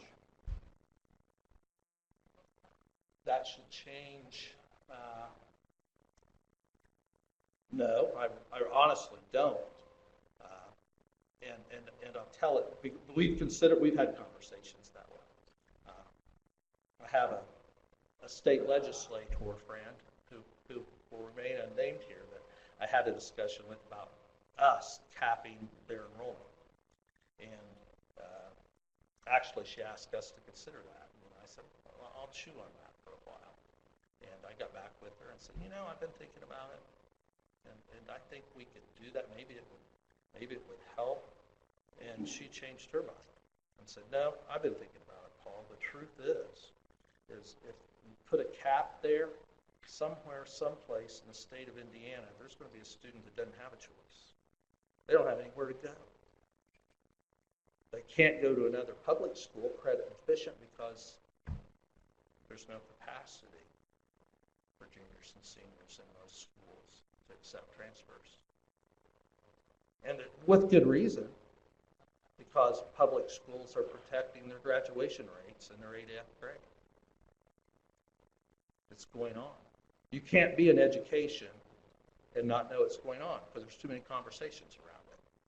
It's not mentioned. It's not talked about much, but it happens because there's so much pressure to get an A grade. We don't want any student. We want every one of our students to desire an A. We want every one of our school corporations in Indiana to desire an A. That can't happen. The system's not designed to allow every school to have an A any more than it's designed to let every student pass I-Learn. Students are weighed against each other. And we have reset scores every 3 years. That's our tradition in Indiana. And schools are compared to each other. Kids are compared to each other. Not everyone can get it. Not everyone can get above that line. It's just not allowed. If it looks like every kid's going to pass, we're going to raise the mark so they don't. And we're going to reset it, and we're going to fail another 30%. But traditionally in Indiana and every other state in the country, going back in time, we have 20 to 30% of our population that have dropped out of school in one fashion or another. And for the kids at Indiana Virtual, for many of them, what I know is this is their last chance. They don't have another opportunity. And if this is taken off the table without a replacement, they have now no choice. Let me ask you a few questions. Mm-hmm. How would you define success? How should we define success? Success for a student or for the virtual charter school? Because I think we all see the data. I think you have to do it on an improvement basis, and that's what we have tried to design with the Evolve tool. So what we have looked at is, hey, let's face reality here. Here's where you are. Here's where your students are. Here's their growth patterns. Here's your pass rates. Here's their engagement rates. What can we do? What can you do effectively? Come give us some things that you can take action on to improve that. And then what I think you have to do is watch that improvement. Either they're making progress or they're not making progress. And with this particular school, I don't think we were in the real world with them until they started growing. And so at this point, I've met with staff personally. I sure know they care about kids. I know their teachers care about kids. They have a lot of teachers that are working part-time in brick and mortar schools that are also teaching a class for them and moonlighting a bit, because one of the good things about a virtual education is you can do it when you have time. So a teacher that's on maternity leave can teach in a virtual environment. So just like the students. I understand that. How do you want to see improvement in virtual targets? I mean, where do you want to be in 5 years? Well, so our perspectives are a little different, because I'm not looking at virtual charters. I'm looking at a charter. And where I want to see that school in 5 years is with pass rates comparable to my own school. Do you think that's realistic? I think progress towards that is very realistic, because I think they have tools and they have interventions that don't even exist yet that in 5 years will exist, because they're constantly thinking of better ways to serve these kids. And as long as that is the mission, and they're engaged in that, I believe they will make progress towards that. But what I know that it might look unfair is the populations, as Ball State indicated in their presentation, and as you'd see in clear across the country, if you go to iNACL and look at online learning, or NACSA and the virtual schools NACSA's not a big proponent of virtual education. But if you look at what they're talking about, it's the same thing clear across the country. They're drawing students for many different reasons, and they're coming with different assets. Just our local boundaries kind of dictate a population of sorts, but they're drawing students from 92 counties in Indiana. Some want to accelerate their high school experience. They see it as, oh golly, I can work twice as hard, I can get my credits faster, I can graduate in 3 years. They've got students that... What would you say, just what are your top 3 goals in the next, let's say, 3 to 5 years? So tick off for me 3 to 5 things that you personally are focused on as an authorizer or I would like to see 1 or 2% growth in pass rates every year. So that would be one on the average. I would like to see a wider network of staff. I'm not talking about things that we haven't talked with them already either. And when I say staff, I'm talking about statewide staff, and they have some, but learning coaches that can contact students and help them be engaged, that can, so the teachers in this is an asynchronous school, not a synchronous school. So every student is in their own place in the curriculum, and the curriculum is delivered via internet. And so those students are progressing at different rates and levels. But in test scores, I'd like to see that. But a lot of grade levels aren't tested. So their engagement percentages, I'd like to see increase also by a given rate each year that they can demonstrate. And those are the goals that the school themselves are setting that I'm concerned about and I feel is important. So in this whole evolve evaluation process and their process in engaging the school improvement plan, they're setting goals that we can approve as an authorizer and then monitor whether we meet. And I think that is an environment for improvement. And to me, that's what's important. So by using those metrics, let's say there's a 1% growth per year, and you're at, let's just say 10% pass rate. So 15 to 20 is success for you? No, I'm not going to say 15, 20 success, but I also, I know what I want every kid to pass the ISTEP test. That's what I'd like. That's the constant goal. But they're making progress. So if it's 1 or 2%, and that's what we're buying into, and that they've met those metrics, it's not any different than we're doing with our brick and mortar schools. We have brick and mortar schools that have the same kind of problems, and we give them time to improve. We haven't closed any down that I know of. We've done some different things, but we've kept them alive. So I'm using your metrics. I asked you how you define success. What are your metrics? And I'm saying 1 or 2% increase. I believe that's you're constantly improving. If you're at 10%, I would say you need to, we're going to push. We're not going to be satisfied with 1 or 2% if we can find ways to increase that. We want it to be successful. So what happens if in 2 or 3 years there has been no material improvement for Indiana Virtual School? At that point, then we're looking at renewal, and we have to have the conversation.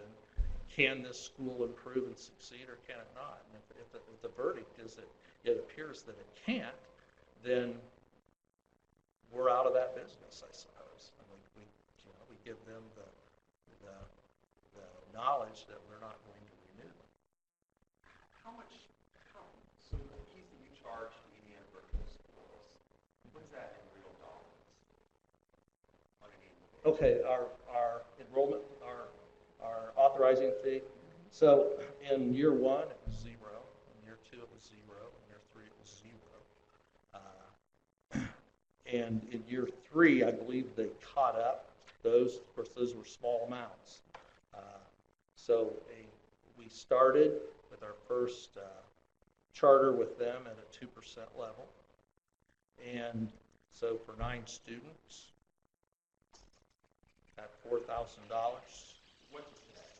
Today, between the 2 schools, are $6,000 there. And so 6,000 students. And so our share is close to $1 million a year. And I don't have that data with me. That's something I will send you. So I've got that marked for every year. So the last year is huge, because you see the growth double. So So of compared that to $1 those. million, how much of $1 million goes towards governance, et cetera, relating to the Indiana virtual school? Is all of it gone? In one way or another, we've tried very, very hard to make sure it all reflects on it. So the kind of things locally, the money spent on, that's what you want to know, I believe, right? So No, I want to know. what So percentage we goes have to last Indiana year, for instance, we had 150 students take an online learning class through Indiana Virtual Charter School. So we paid the fees for our kids to take those courses so that we can monitor those courses, so we can see how they're operating and how our kids are responding to them. So we spend money that way. We've spent money for technological infrastructure so those kids can take those courses. So it's given our kids opportunities that they didn't have before. So one of the things I stated in our reason locally for considering authorizing a virtual school is that we're a small high school, 270, 208 kids. You have a challenge in providing a lot of electives, a lot of AP classes, and by doing this, we have access to their curriculum for our local students also.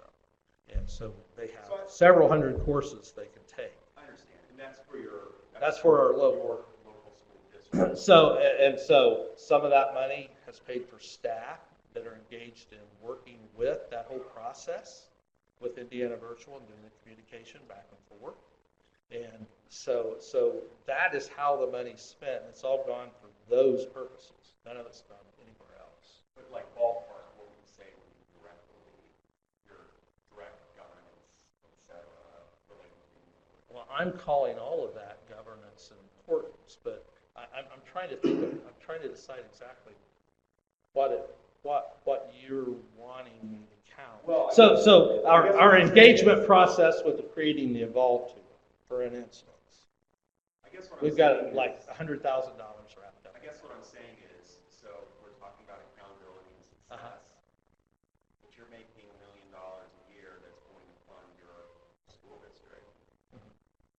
Is there really going to It's not really funding our school district. It's not. I mean, we're gaining from it, but we're not using all the funds to do that. Okay. I mean, I'm not just looking at, okay, this is $1 million line. How do I want to spend $1 million this year? Can I give all my teachers a raise with it? No, we haven't done that. Can I tell my board I need a raise because of it? No, I haven't done that. We don't do that with it. What we do is business around technology that we believe has fingers back to helping this school improve because it helps our education in knowing what they do and how effective it is. I guess what I'm trying to say is it really that realistic that you would consider closing the school for poor performance, or lack of growth, or lack of success, if you're receiving a pretty healthy income stream every year? It would be difficult, of course. It would be a difficult decision. But what I'm going to tell you is we care about kids. We care about the ones they're serving as just as much as the ones that we're serving. What I can tell you is their students don't want the school closed. And they've made that perfectly clear. I've gone to graduations where parents and grandparents have come up to me in pride and thanked me for letting their grandkids have the opportunity to go to that school. I've had grandparents come to me and say, Mr. Garrison, they wouldn't have made it if it wasn't for this opportunity. I've had them say they wouldn't be alive today if it wasn't for this opportunity. And so that bears on it, but the truth is no, we want progress. And if it looks like we can't get progress, we can make that decision. I guess the larger point is if you're a charter school operator, and in your view there isn't that accountability ultimately somebody's been closing down or Right. older people fired. Right.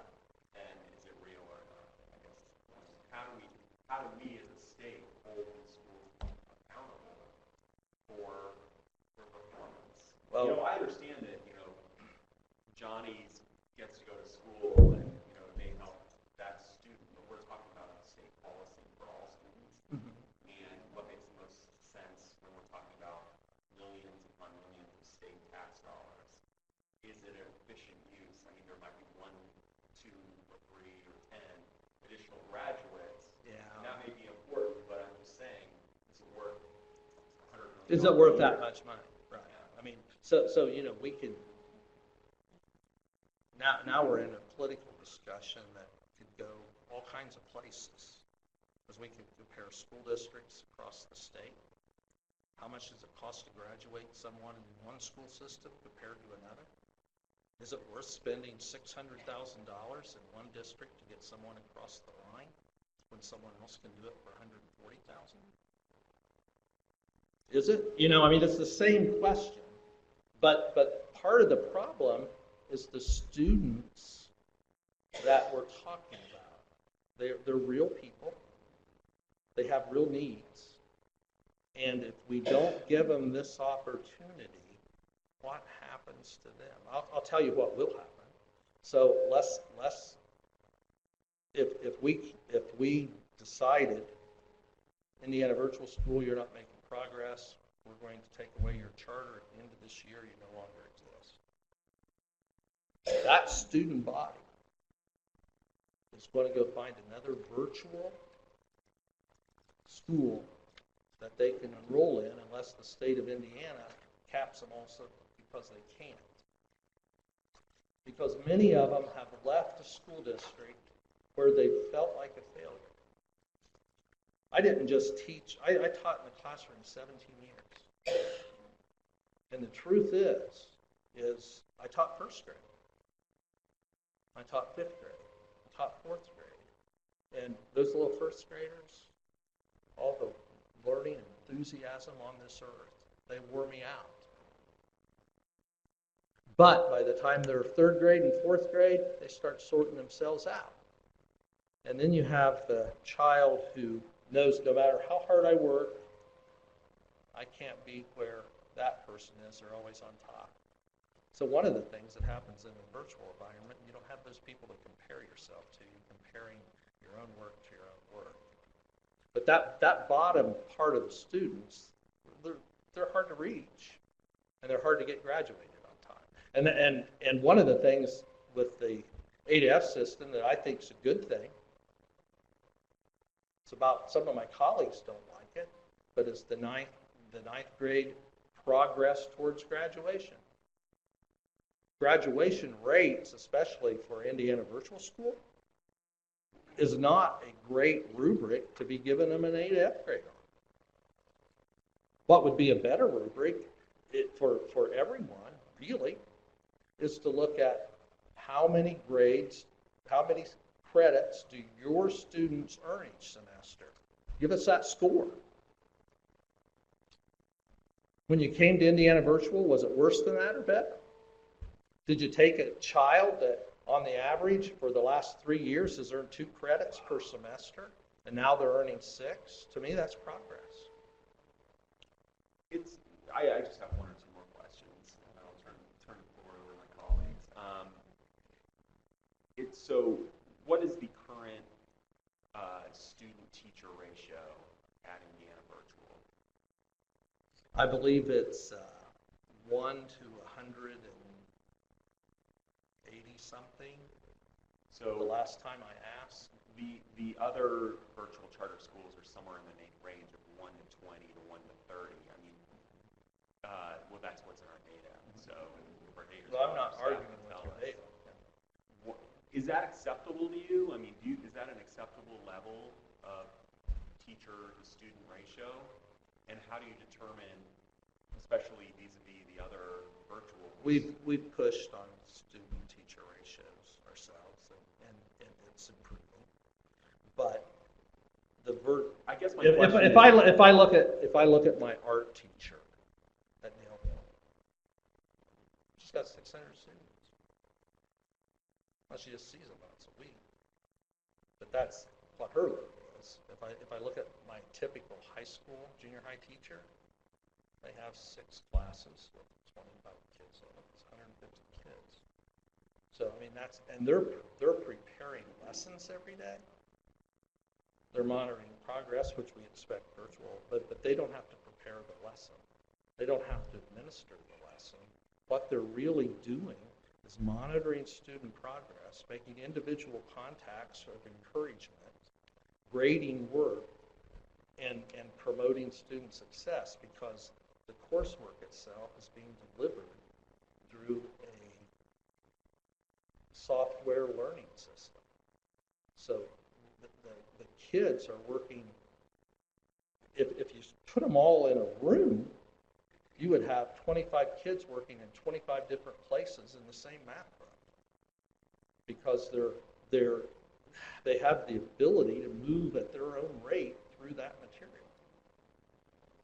And so it's different. That's what I'm telling you, it's different. I get it. So, but you just said that you think that that ratio needs to be improved.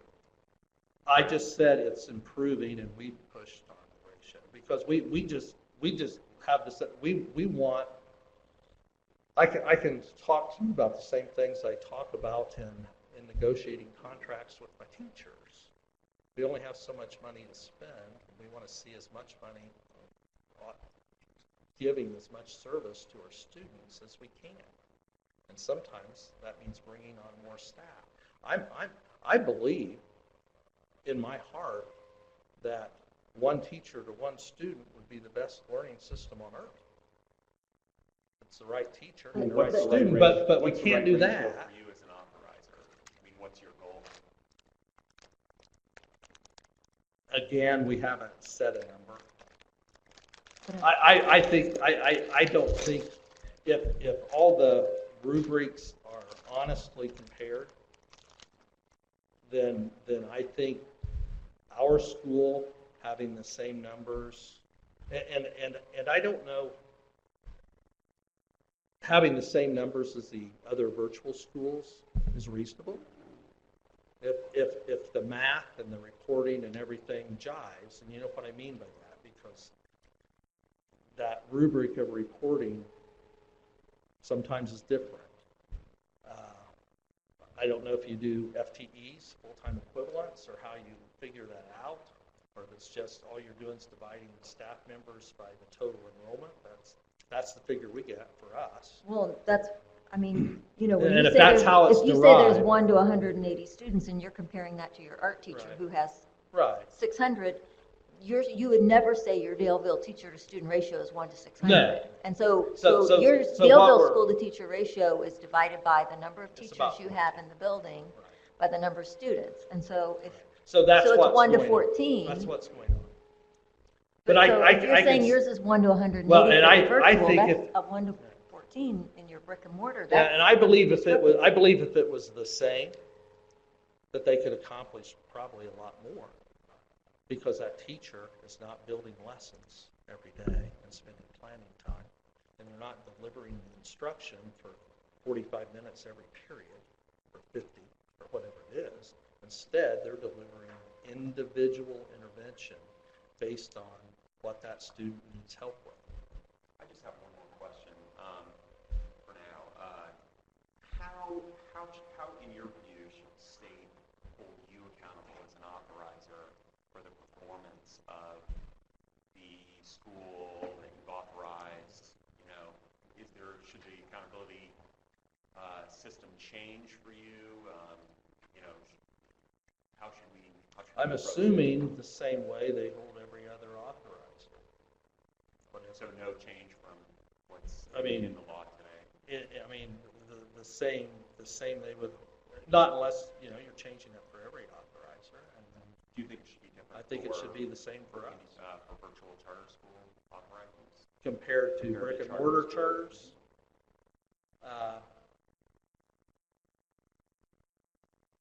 Depends what your goal is. I believe, because I think by the nature of the student body that a virtual charter school attracts, that student body is different even than a brick and mortar charter. So if you're talking about academic achievement rubrics and things like that, and you're not taking into account the population at all, if your goal is to end virtual education, you put them on the same playing field because they won't be there. If it's strictly, if we use the 8F grade, we don't look any deeper than that, Connections is going to be out of business too, because Yeah, I they mean, I can't, think they it's can't, definitely- they can't do it. I think it's definitely something I want to understand as a committee member better, because I do see, ads on television that are seeking to attract students to virtual charter education, and it's presented not as if your kids are supposed to be special population of some kind or have certain characteristics, Yeah, it's not presented that It's way. really presented as, it's just an alternative education opportunity. But students that are happy, it's what I told my faculty at one time. If we serve our students and our parents well, they're not going to elect any other school. They're going to stay with us because they don't want to trust anyone else. Because as a brick and mortar school, we have more control and interaction with our students than anyone. We have more going for us than anyone else. Especially in a little school like mine. I can go to anybody's house on any day and have a chat with mom and dad if I think I need to. And Well, so these are, So, this you know, whole but so- population is made up of students who are unhappy with their and local I school. understand that, but there still needs to be the accountability for it. And you even in your note here say there's a need for tools to create, to ensure Right. the students are being best served. And- So- and I- So and what I- are those tools you're recommending? Well, I didn't come with a list of recommendations No, for you, but but I mean- I would like to But I do mean, you that. alluded to it, and I mean, and Right. and you would agree but there needs to I be know accountability. So there's what is that then that looks different from the traditional school's accountability system? Well, for one, I would look at a credits earned per semester that I mentioned prior to coming to that virtual school and after the student gets there. I think that gives you a good comparability data and point. And I wouldn't look at it as a freshman progress toward graduation. I'd look at that as an alternative. We say, yeah, the graduation rate's here. Indiana virtual students are mostly seniors. Most of their seniors are credit deficient, or about almost half are credit deficient. So there's a real, if they're making progress and if it's a better alternative than their prior school, then perhaps they're earning more credits than their history allows. Is one of the things I would say that, some rule around that structure or that being a part of the evaluation process makes sense to me for high school, because that's how we're grading high schools in a major way. Pass rates before the virtual and after the virtual, I think, are comparable. Are they attracting kids that have never passed an iLearn? And now they are. I think participation rates have to be demanded. And the participation rates that were shown on the screen for Indiana Virtual were sad, in my opinion, and I let them know at the time. We had meetings about that. You'll see significant progress this year. And in the number of students that exited. I mean, your number of students that exited this year is significant. Well, the number that exited and the number that came in. So one of the things, so there is a group whose total motive in Indiana and every other state is to get rid of all competition.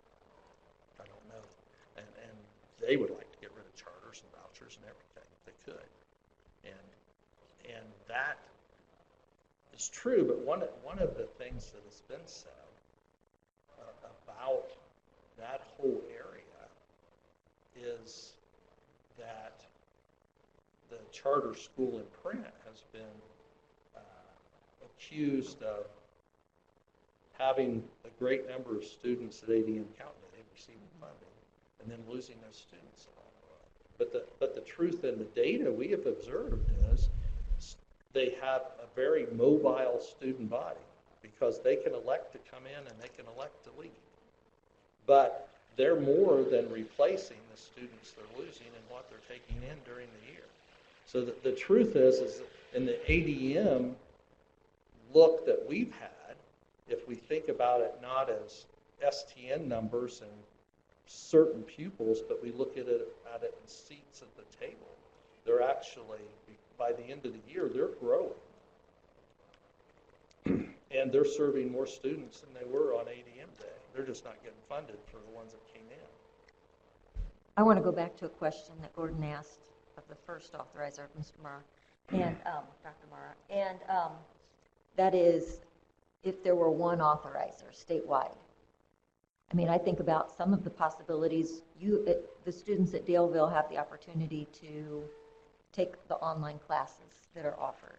If that were a statewide situation, if you have one authorizer, that's something that could be, you know, Indiana school students, you know, my daughter could take geometry online and the rest of her classes brick and mortar, which is what your Daleville students are doing. What are your thoughts on one authorizer? Some states do it that way. I can tell you that. So you've got more control at the state level. In Indiana, I think originally in the legislation, and Bob alluded to it in his presentation, that the thought with charter schools, period, was to inspire innovation. And with multiple authorizers, you might have more kinds of schools. With the virtual in particular, you know, that's a state decision. And I don't know that it's necessary.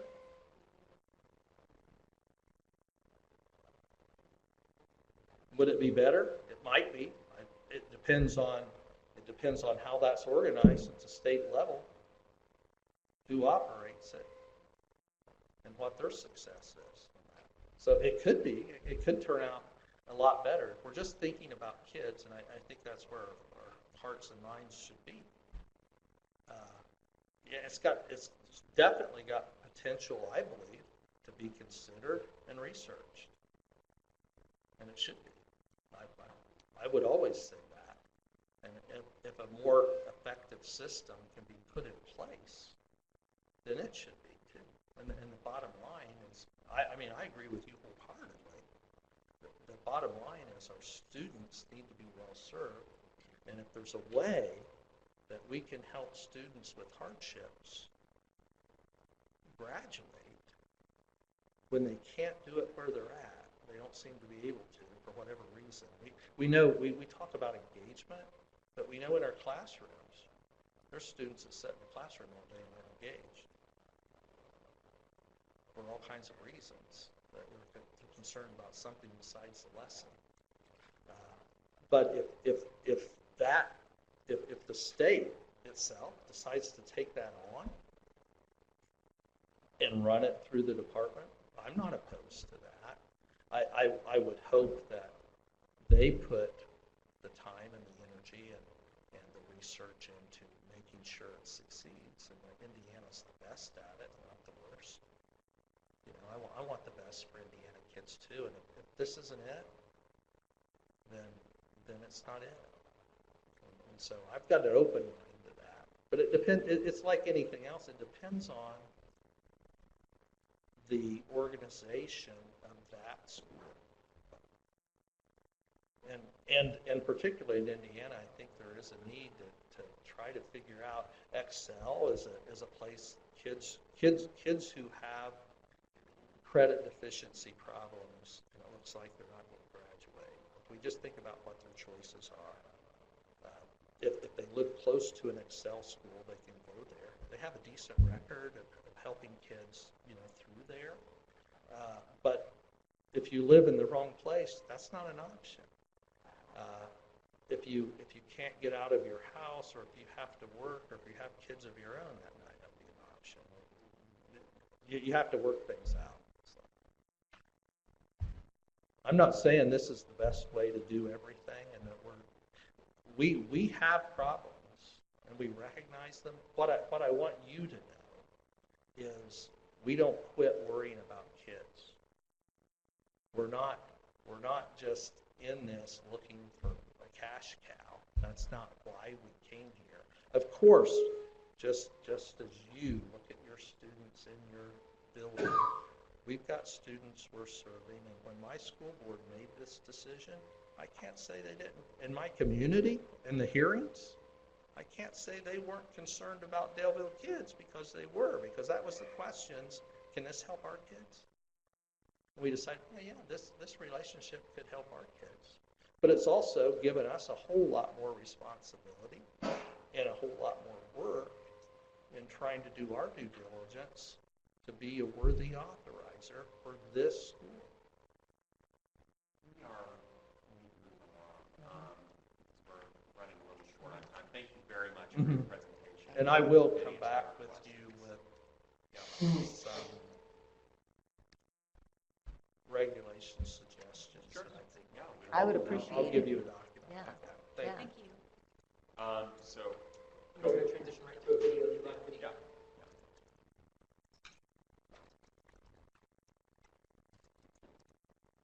Indiana Virtual School started. Can we dim the lights just a little bit? We start over. This exceptional growth has challenged the schools to understand the students that enroll, as well as hire and train qualified teachers and staff. From the very beginning, Indiana Virtual Schools have operated in an environment of reduced funding, while the state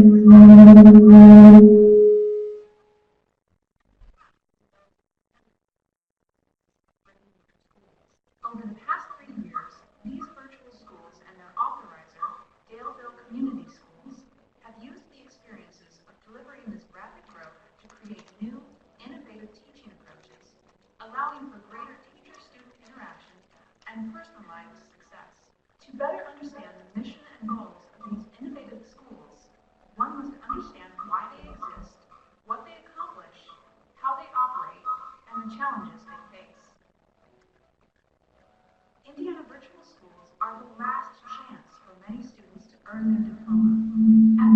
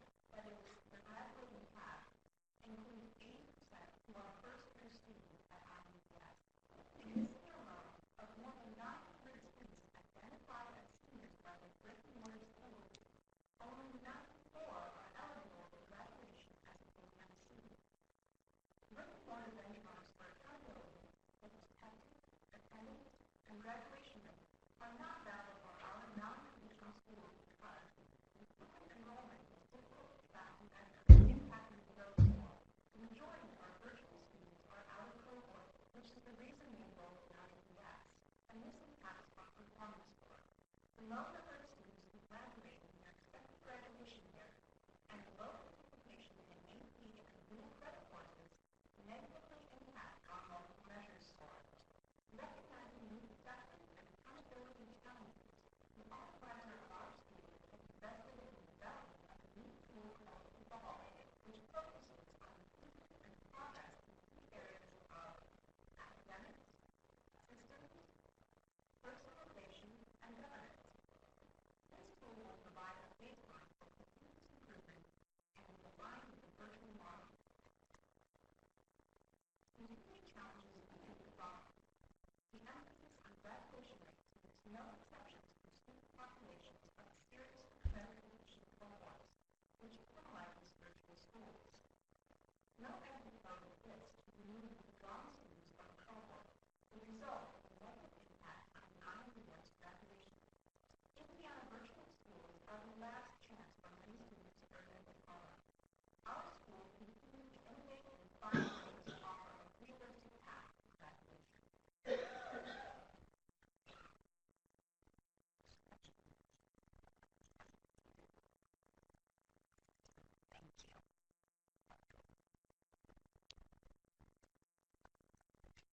Just a couple of quick comments. I'm incredibly honored to stand before Carrie Gordon, Mary Ann, representatives of our State Board of Education, and to the distinguished staff of the State Board and to this audience. This is my 53rd year in education. I was a superintendent in this great state, in Lawrence Township Schools, for approximately 13 years. But I've also been either an assistant superintendent or superintendent in the state of California, Ohio, Michigan, and there's one other one, I'm forgetting it right now. That's what happens. Most of my career has been in brick and mortar. I've spent the last 4 to 5 years in virtual education. We are in our infancy. That's why I think listening to your dialogue with Paul Garrison and with you, this is a baby, okay? And we're much more of an infant in the state of Indiana. There's some other states, as you know, you've been getting data, where some people, the student is a little older, maybe a 3-year-old, 4-year-old, or 5-year-old, but it's still in the infancy. I think every day I'm learning something different in terms of how we can present this infancy item called virtual education. It's not complete. And we can't do it in a month. We can't do it in a year. We've got to commit long-term that in the state of Indiana, we are going to use the best tools possible in terms of where all children are concerned. What we do in the state of Indiana is very similar to what we do in other states. We've got a cylinder. Let's make it glass so we could see that cylinder. And it represents 92 counties in this state. We push our students, starting with our 3, 4, and preschool kids, our elementary kids, our middle school kids, and oh yes, those lovable high school kids in that cylinder. But some of them, there's spillage. They can't handle that cylinder, okay? And there's spillage. Sometimes I've called that the throwaway kid because sometimes we never touch that kid again. And someone here said, well, your data looks messy. Well, that spillage looks messy. Once a kid gets out of that cylinder, there are very few places that that kid can go. In fact, if that kid gets expelled out of that cylinder, it's almost everybody rejects them, whether it's rural, whether it's suburban, or whether it's high school. So we've got a messy scene in terms of students that spill out of the cylinder. I'm not saying that virtual can solve the problem of all of those students, but I see 2 graduations, smaller in number than what our spring graduation, over 100 students get a high school diploma that otherwise would have been a throwaway and would not have been successful. I see us now, you asked about improvement a lot, we've got to marry workforce and virtual. It's got to be a marriage there. We can't just do the academic job. It's incomplete.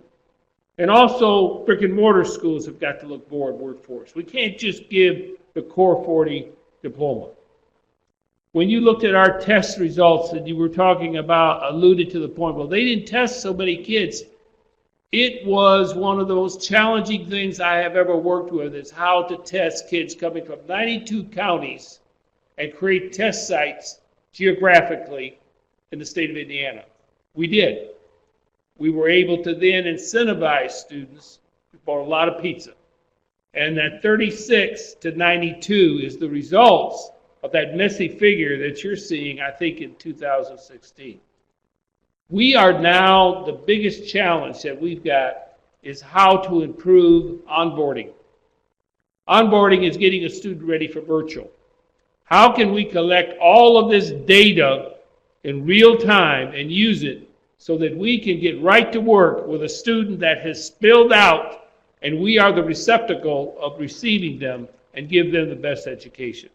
To get a youngster that is going into, they think they're a senior, they have the credits for maybe a 10th grader or a 9th grader, get that student motivated so that they can get that high school diploma, and also look at what kind of workforce opportunity did we at least open the door for you in terms of doing it. So how we bring that student on, collecting the data, both affective and cognitive data, is something that we are challenged with, okay? Because some of these students, the data is hard to get. We also have got to figure out communication with this new baby called virtual education. Yesterday, I spent about 3 hours at a staff development workshop with Blackboard. I don't know how familiar you are with Blackboard, but I'm telling you, in the field of virtual education, we've got to become the experts. That's how we communicate. We've got to create that office in Blackboard that's so exciting that our kids that have spilled out of that cylinder are banging on the door technology saying, teacher, teacher, teacher, help me, help me, help me. We've got to create that innovation. And I think it would be a tragedy to kill something. This is like killing a baby if we kill virtual education. I don't want to sound harsh with that, but why throw those people out that have the knowledge? I'm not the smartest person technology-wise, but I was 0 5 years ago. I'm a little dangerous right now, okay, because I'm getting into it. And I'm finding out about Blackboard. I watched a staff development yesterday. I used to just preach at teachers in a staff meeting. This, and this, in 30 minutes, I wanted the meeting over. Yesterday, we spent 2 or 3 hours, and teachers brought their laptops, and they were analyzing data and communicating and showing how students can communicate through Blackboard. I'm sure most of you, particularly people that work at schools, you know what I'm talking about. We've got to perfect Blackboard. We're just starting with Blackboard. You saw all those years we had 0 students, okay? So we're just getting going. And nobody wants to be at a school anymore. I don't even understand the letter F. I don't want to be an F. But I'm telling you, given the way the data is collected and with cohorts, and the way the dropout gets transferred to us, some of the challenges, you can't escape it. I'm very involved with Evolve, and I'm going to stop right there. I think Evolve is a tremendous instrument, and I think it will help not only schools that are virtual, but also regular schools, okay? I'm a little passionate. Let me ask you a few questions. How do you think that virtual charter schools should be held accountable for their performance given the landscape? I think it should be held accountable in more than just the academic arena. Mr. Garrison was trying to explain to you about credits. I think that in the regular school, you should look at what is the credit attainment. And then in a virtual school, we have got to make tremendous gains. We've got to get that kid educated, all right? So credit attainment is a key part, I think, of any evaluation. We've got to look at it in terms of the governance structure, in terms of how we're working with that student. In other words, all 4 of those areas, and you'll see it in that document that I handed out around Evolve, I think we've got to look at more than just test scores. All right, we've got to look at credits, we've got to look at how are you doing in terms of workforce, internships, anecdotal data has got to be collected, and you've got to turn your computer on. So we've got to have somebody there constantly reminding you, okay, or helping you to understand that you got to turn the computer on. We get the... How about onboarding? Because that's what you mentioned. On, is being yes, yes, we're collecting more data now than we did at the beginning. In the beginning, when we had 0 kids, if you were that one kid coming to us, we were so thankful we forgot to ask you your name. Okay, it was like, oh, finally we got 1 kid. But now we've got to collect the data in terms of how they feel about school, what is their interest, what are some of the challenges. We get a number of kids that are pregnant, number of kids that are homeless, number of kids that are impoverished, number of kids that are incarcerated, okay, and coming out. Every ill that you want to name plagues our students. So in the onboarding process, we've got to define that. And we've got to create individual efforts that will help and individualize. That's why once a teacher's on a computer, one-on-one, whether you've got 150 kids per teacher or 175 or what have you, and most high school teachers tend to have 150, 175, or 200 kids. But when our kids, even though a teacher may have 200 students or 170 students, they are one-on-one. And we can get into a lot of those individual issues affectively and cognitively. But we need the data coming in terms of onboarding. So we've got to ask a whole lot of questions, and we've got to assess, does this student need this? Does this student need that? At least 90% of the students that are spilled in that cylinder that I created to you did not get the reading skill. Okay, I've got a kid that's a senior that has a limited reading skill, okay, and teaching adults how to read, I think it's very, very difficult, and the results are minimal. So we've got to, in our onboarding process, somehow work reading into a pre or ongoing effort academically. We do not offer just a pure reading course right now, but we've got to offer reading to improve that academics, okay? Even for the workforce, they've got to be able to read at a minimum level. And we aren't preparing kids necessarily for Harvard, Yale, Princeton, or the University of Michigan. That's my school. But we're preparing them to work.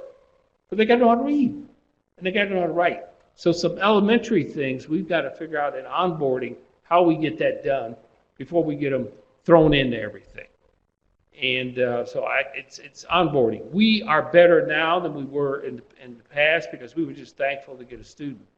We're also better and going to be even more so with the way our teachers are communicating with our students and how they're communicating with each other about our students. And that's where technology, I think the brick and mortar school, you've got the kid in the classroom. So they're stationary, they're there. With virtual, you've got to center that student and you've got to add incentives in terms of turning your computer on, getting into the work. We're using Edmentum now. And everybody would say, well, we know Edmentum, that's Plato. That's at the lab we've had for 30 years. 30 years, Title I in schools, we bought Plato labs. But we think right now, Plato has an assessment system, AccuSess, that's again onboarding, we're gathering data with AccuSess and what have you. And I think Edmentum is going to accelerate us. We used Florida Virtual prior, but we think we have it's better aligned to the standards in terms of the state of Indiana. I know as an educator, I should know, after 53 years, with a different kind of student, I'd have an A the first year. You give me a good student, I'll get an A. I know how to do that. But I've got the spillage. I've got a kid that's homeless. I got a kid that's turned off, a kid that can't read, and they're 16, 17, and 18 years of age. They aren't 5, 6, 7, 8, 9, and 10. And I'm using virtual, a tool that is very flexible because a lot of our students do their work at 11 at night, 12, 1, 2, and 3. But I've got to be on that case. I've got to focus on it. So I've got to have staff that work. So virtual doesn't necessarily say it's going to save all this money in terms of staffing. What we're trying to figure out, is it a counselor? Is it a social worker? Is it? I've got a guy back here named Ray Tolbert. I hired Ray when we didn't have any students. Maybe you've heard of Ray Tolbert. He played a little basketball at IU. He's called, and he left us. He was sitting right there. That was Ray. That was my first success coach. That was a guy that I saw going to homes and working with students. And we need that. We still need people. I've also got a Mr. Edwards and Ryan right here. There's Ryan. Did your dad leave? Oh, there he is. All right. And if you talk to him, He's not going anywhere else. He's not going back to brick and mortar. This guy sees the value of what happens with his daughter. I've also got Jennifer Purcell, who's back here, one of our teachers. Wave your hand, Jennifer. Jennifer was a homeschool parent.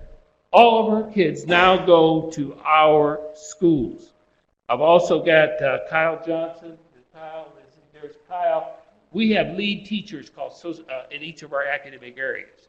He's one of my lead teachers, so he helps our social studies teachers communicate, help with onboarding, and everything else that's in our school. Can I interject? What is the goal of students who come to your school? Graduate. That's what I thought. Graduate. That's what I thought. Graduate. But your graduation rate is It's not good. it's not good because I've got a principal back here. Where's my principal? Stand up. Laura Feast. We are, and next to her is Mrs. Ballard, is another one of my outstanding parents. Okay, her son's going to be, two sons will be at Purdue, right? Both at Purdue. Laura's working. We had a 6% graduation rate. Here's a guy who's been in education 53 years. I had the lowest graduation rate in the state of Indiana, 6%, okay? Because when these kids come to us, they come to my cohort, and they improve somebody else's cohort. And I've been looking for a check, okay, or some revenue, or at least in terms of the help. I think we might have done a little bit over at Avon, okay, we might have helped maybe a few students. We get them from 92 counties. It's to graduate, but the reason, now, we've tried to clean up our cohorts, okay, to where the kids that are no longer with us or the kids that we can move in terms of cohort, we know that our graduation rate is going to be higher than 6%. At one time, we got very excited. We thought it was going to be 60 or 70%, okay? But it's our ability to clean up and purify our cohorts. But our number one goal is to graduate. Now, you may ask, what's our second goal? We want meaningful life. And we see that as employment. That's why we've got a marriage workforce, what's going on in this state. We not only can get them a diploma, but that graduation, I guarantee you, will be higher than 6%. Probably won't be 70%. What other metrics should we use to define success in virtual education? I think I talked to you about credit. Credit improvement should be a key part in terms of doing that. I think it also should be that you've got that kid engaged. And engaged, I don't mean just turning on the computer. They're engaged in learning. And that's an ongoing. This is a kid that has disengaged, and we've got to engage him. What about, so you said not so much on this test scores, but what about growth? I think you've got to have growth. I think you've got to grow. It's the individual, and that's where we're headed. If you're here growth-wise, then you've got to grow, and you've got to grow every year. Now, this student is not going to become Harvard-bound in 1 year. But we certainly should be able to have that student have a reading skill, should have an attitude toward work, and being a productive citizen, and also raise a family. Many of our kids have another generation. They're present in our graduation, okay, and hopefully provide, the right environment. So yes, test score growth is very, very important. We've got to show growth, and particularly in those areas, English, math, we've got to show growth. And we get a number of students that somebody forgot about English and math. They got all the choir. I mean, they can sing and they can play an instrument, but they don't have they don't have English. Somebody forgot that you're supposed to take English and math. So these transcripts, and if I could ever show you, I can show you some transcripts that would blow your mind of kids that spill over. In other words, to keep them in that container, they ignore that a Core 40 diploma has to include English and math. So we've got to do English and math, and we've got to do it in a growth way. What can the state do, whether it's laws, regulations, or anything else, to help improve virtual education in the state? I think the state, first of all, should, and I'm saying this in a very helpful way. I'm not saying it in a cynical way. Okay, they've got to come to grips with it. We've got an infancy. We've got a baby called virtual education. We got to step up and admit to ourselves that we've got to perfect this. And the people that are engaged in it, why not sit at a table or why not bring them in and listen to them? I feel the state is limited in terms of their real knowledge. I was limited 4 or 5 years ago. And I'm not saying I'm the best teacher, but I've got some people here, some teachers here that could incredibly help. I think our state realized we've got to take this baby on. Now, maybe this baby might change a little bit, but let's not kill the baby. Let's protect the baby. But we've had it for almost 10 years. Yes, but we've never really, That's why we're here. right, and we've never really, Gordon, focused on, if we go to some other states, some of the things that, and you pull some data from other states, and you can see they've done some things that we haven't. All right? I think we've closed, with all due respect, while I was in that regular brick and mortar, I don't remember too many schools that we just closed. Okay? We have closed. Closure to me is a failure on the part of the state. I think it's a failure on the part of the authorizer. We can't afford to close. We can't afford just to gain that knowledge and then just throw it away.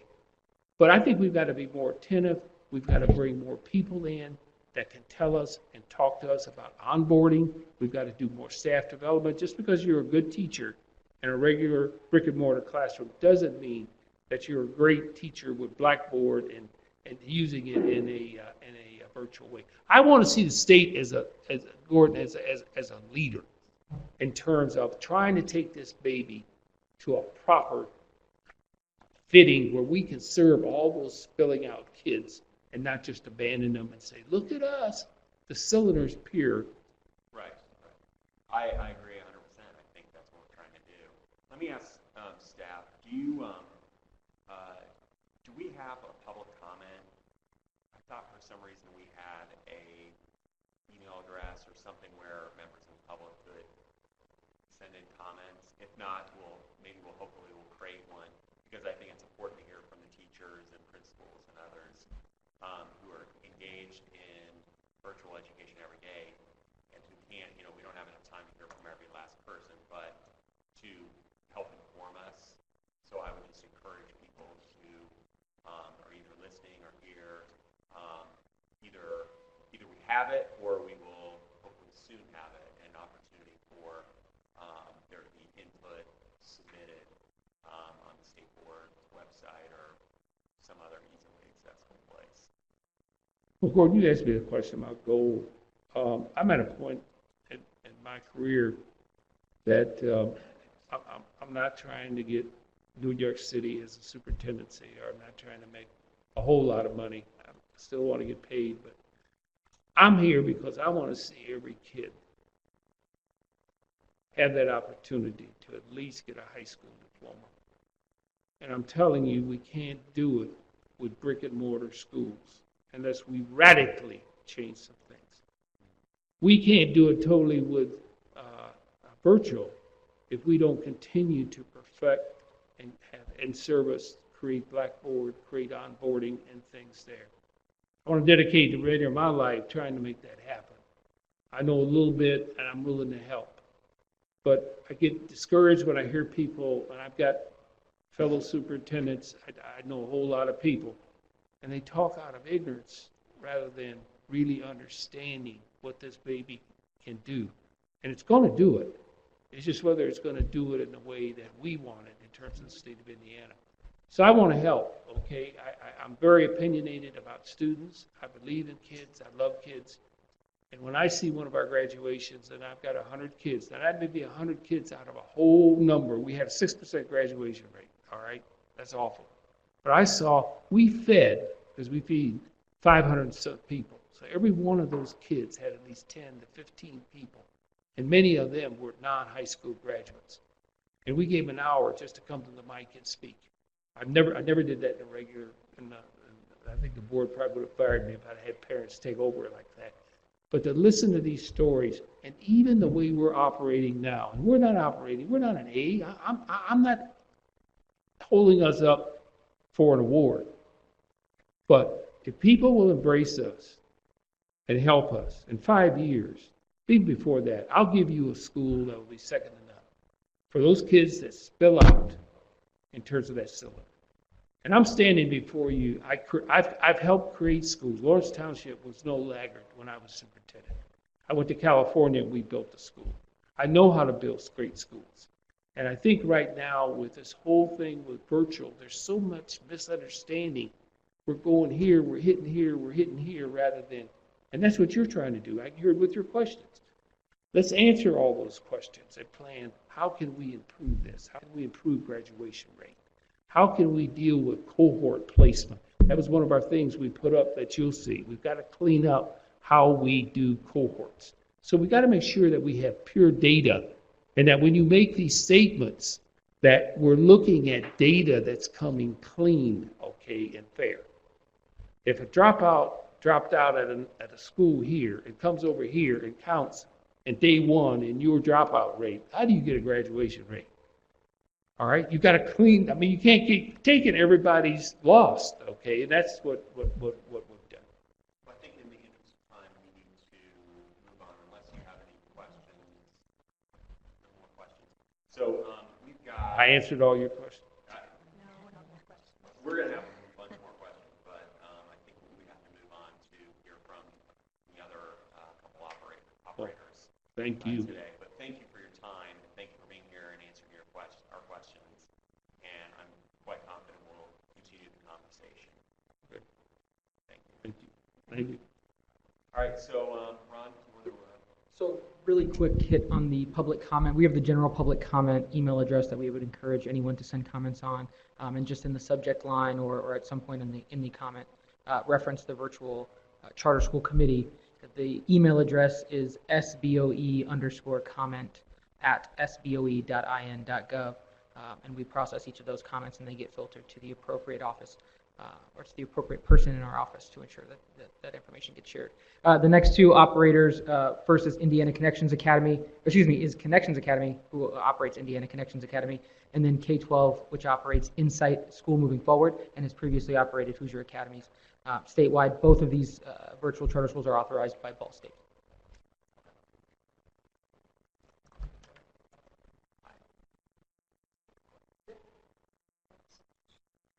First of all, my name is Melissa Brown. I'm the Executive Director at Indiana Connections Academy, and I also have with me today Chandra Sanchez. She's our high school principal at Inca. I want first and foremost to thank you. I think it's very important that you have taken the time to learn about our schools. They're complicated. There's no question about that. And so I hope to be really concise in answering some of your questions that you've asked today of Ball State and of other schools. I think I can provide you some meaningful answers in the next 20 minutes or so.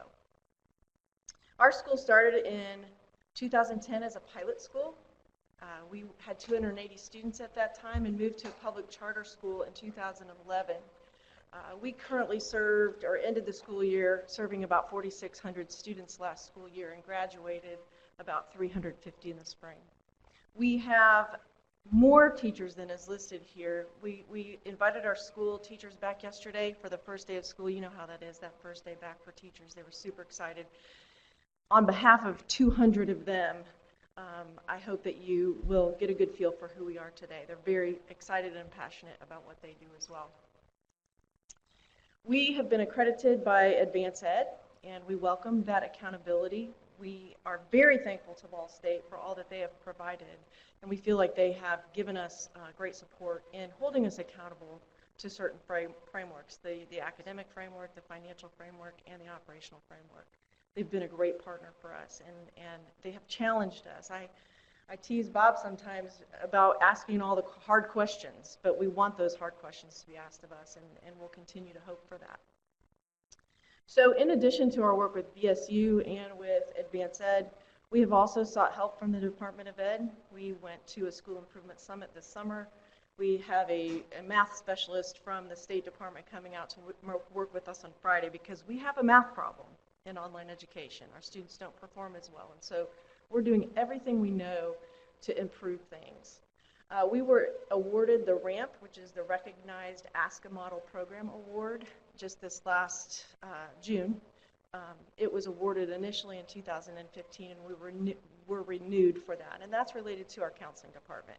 So in addition to the educational services and instructional services that we provide, we have a very comprehensive counseling department that helps us serve our students. We got the Indiana Gold Star Award for that as well. Our graduates earned a lot in scholarship money. We have lots of high-performing students. I know there's been lots of mention made about the poor-performing students, but we do have a group of students who really do well in this environment and really perform strongly academically. Our students earned up to $26 million in scholarship opportunities in last school year.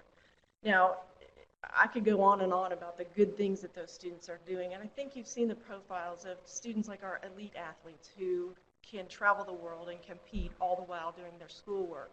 We also have students who are medically challenged. We have students whose siblings go to Riley every week, and so it's easier for those families to travel. I think you've heard all of those stories in addition to those struggling students. About 30% of our students come to us out of cohort at high school, which again is significant. And I think it's important to note in all of this too that our parents remain satisfied with our model, and you can see those figures there. We've talked a lot about enrollment processes, withdrawal numbers, and engagement, or at least everyone else has talked about those things. I don't necessarily want to belabor those points. I think the issues that other schools are experiencing are similar for us as well. So I do want to talk about our process, and that is we take a student in, we analyze their coursework, just like Indiana Virtual said that they do, and we place those students in classes. What I think is missing from that enrollment piece is our ability to talk to families more in depth about whether or not this is a good fit for them. That is missing from this piece, and I think that is something that we could do to improve our enrollment. Our students withdraw at a high rate. You've seen those mobility rates. You see them come in and out. The engagement policies that were implemented as a result of the legislation last year have helped us, and a lot of people have asked us how that is. How have they helped us? 2 years ago, we expelled 150 students for truancy. This year, we expelled 2 students for disciplinary reasons. We did not expel anybody for truancy, which in the end helps students because an expulsion is really not good for anybody. So that has helped us. Well, it's complicated, but we have a system of we call it escalation, and escalation measures things like participation, assignment completion, actual attendance recorded by the family, and time on task for that student. So our student information system, Connexus is what we call it, measures all of those things, and it sends us alarms when a student is in danger of being in escalation. So that's what triggers the truancy process, and then we try really hard. This year we hired someone we called our Dean of Engagement, and that is a person whose sole responsibility is to get those kids back engaged. We do everything that we can to re-engage those students. They're ours. When they walk in our door, they're ours, and we are going to do whatever we can to keep them. We know that retention is our best strategy for helping these students. We have research from Connections that shows that if a student stays with us for 3 years, we will help that student improve academically, and they will be on par with their cohorts or with their matched cohorts in bricks and mortar. 3 years. If we can keep them, we can help them. That's something that we've always believed. I wanted to answer a couple of things. I made a list. I'm going to go off my script here for a minute, but I wanted to talk about our teacher evaluation system. We use what we call a modified RISE 2.0. So we have a pretty hefty teacher evaluation system. We have almost 200 teachers. They are full-time. Many of them work from home, but they are dedicated to this one cause. We don't let our teachers do daycare of their own children or have any other jobs in the meantime. This is their full-time job. This is their full-time gig. So we feel pretty strongly that that's an important part of our model. We do contract with families prior to enrollment to say, this is what's expected of you. We are going to require you to talk to a child's teacher twice a month. We're going to require you to monitor attendance for your child. Many parents sign that agreement. Do they all follow it through? Not necessarily, but we do have that agreement, and sometimes we can fall back on that agreement when it comes to trying to get a kid re-engaged. So I know somebody asked about that contract with parents prior to enrollment, so I want to address that. Onboarding is really important. We try to onboard our students as well as the learning coaches, which is typically their parent or another caring adult in that child's life. We try to make sure that they're prepared. We try to make sure that they know how to help their child. Our school is K through 12, so we're not talking about high school kids only and the help that they get from their parents. We're talking about kindergartners. We're talking about little ones who need more than a parent saying, go sit down and do this work. We need that parent to read instructions and help that student plan. So the load on the parent is pretty heavy early on. Most of our younger grades have that kind of parental involvement.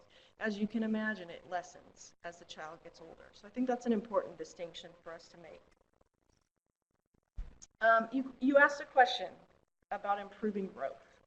And I think it's really important to say that, again, retention is our best strategy. If we can keep these kids, I believe so much in this model. I believe so much in our teachers and our power to help change lives, that if we can keep these kids, we are going to help them. So I think that's one thing that we can do to improve retention. The other thing that I think we need to pay attention to is this recent research that Pearson has done around mobility. And that is, your traditional bricks and mortar schools experience about a 17% mobility rate on average. In Connections Academy schools across the country, that number is around 41%. So you can see there's a big difference. I think it's no longer an apples to apples comparison to bricks and mortar schools. I think we have to compare ourselves a little bit differently and consider that mobility piece when we're looking at making improvements.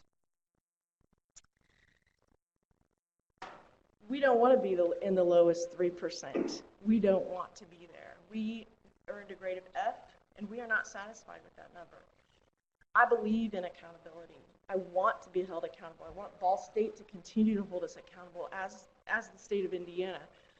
It's important that we are all held accountable, but I do think that mobility enters in somewhere.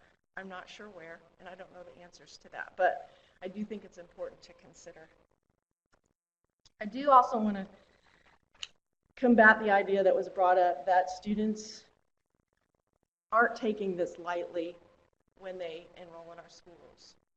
I do think students are taking this lightly, and that's a problem. I don't think they understand the rigor. I don't think they understand the importance of self-direction. I don't think they understand all that is involved in enrolling in a virtual school. So I do think all that we can do to help prior to enrollment, prior to engagement, prior to onboarding, can only help our schools as well. I went through a lot of stuff, and I'm not sure that I stayed with my slides, but I think you've seen them, and I think that you know some of those key issues, so I guess I would just like to take questions if you have them.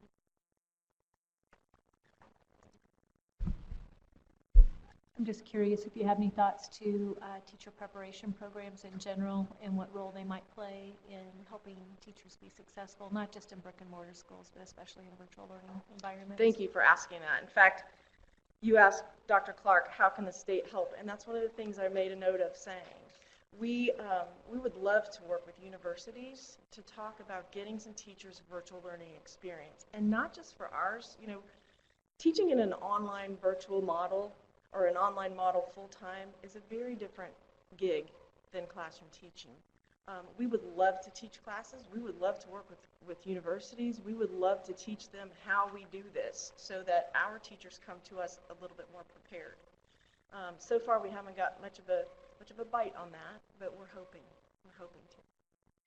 I just also want to verify your comments in terms of we're taking students that many times have not been successful in schools, and now we're putting them into an environment that requires even more discipline of thought and mind. And so I don't have the answers to that, but that is one of my concerns. And so any insights into anything that you've done that you think is helping these students be more successful? Or again, I go back to that engagement piece. You know, as teachers, we're taught early on that helping a child get some meaning and gain some sense of purpose is so important. And I'm not saying that we can provide the silver bullet every time, but I do think that we have a unique set of staff members, counselors, social workers who can engage students in ways that they haven't been before. My nephew just graduated from our school. I honestly didn't think he would get to graduation. I honestly didn't think he would make it. But this was a way for him to focus on academics. It took him about a year to figure out how to work within our system. And it was a hard year for all of us. But he did figure it out and he graduated. So I think, it's about helping kids find that niche and also find that purpose. We talk all the time about how do we help the kid get that one little kernel that they need to move forward. And I think if we can do that, just like any school, we'll help kids get successful. I just think about training kids to be successful in this environment. There has to be some way to do that. We're doing our best.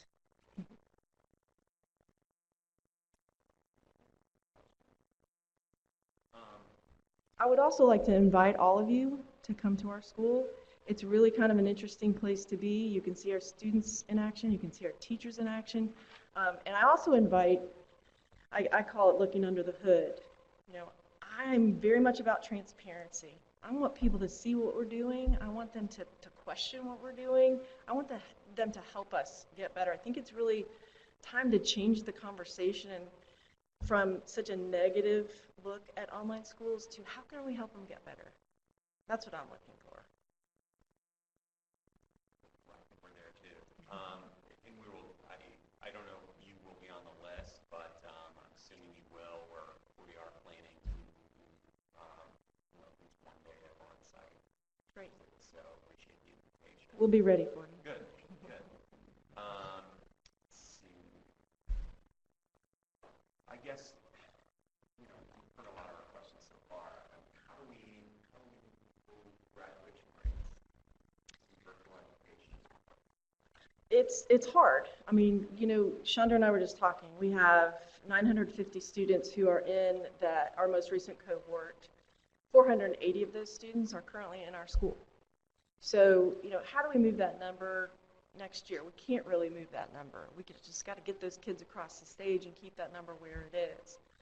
I think part of it is advising during enrollment. I think if we could have a little bit more time and effort in making certain this is a good place for some of those students, I think that will help.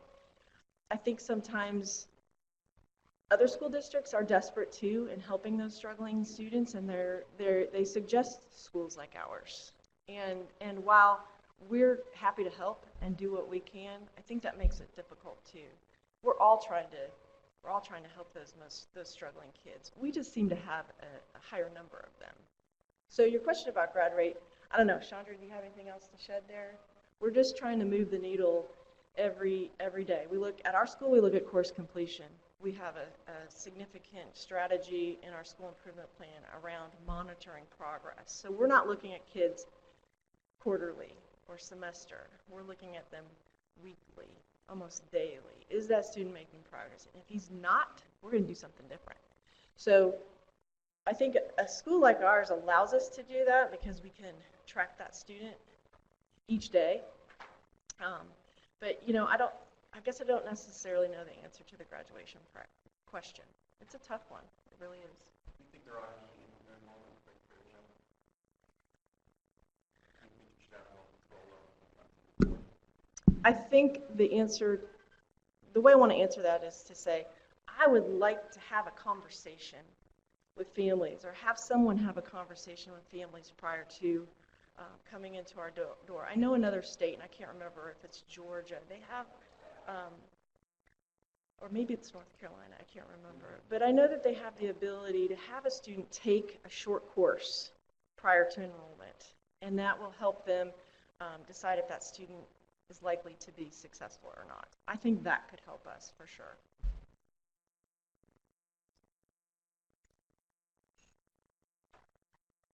I think that's one more question. I know we're running somewhat short. Thank you for listening during the presentations, though, and addressing. You addressed many of the things that we'd asked. Absolutely. So And I I think, appreciate it. also just speaking, I think we have about, Marion has to leave pretty soon.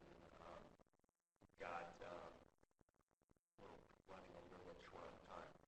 My goal, and this is actually, I feel like we're just scraping the surface.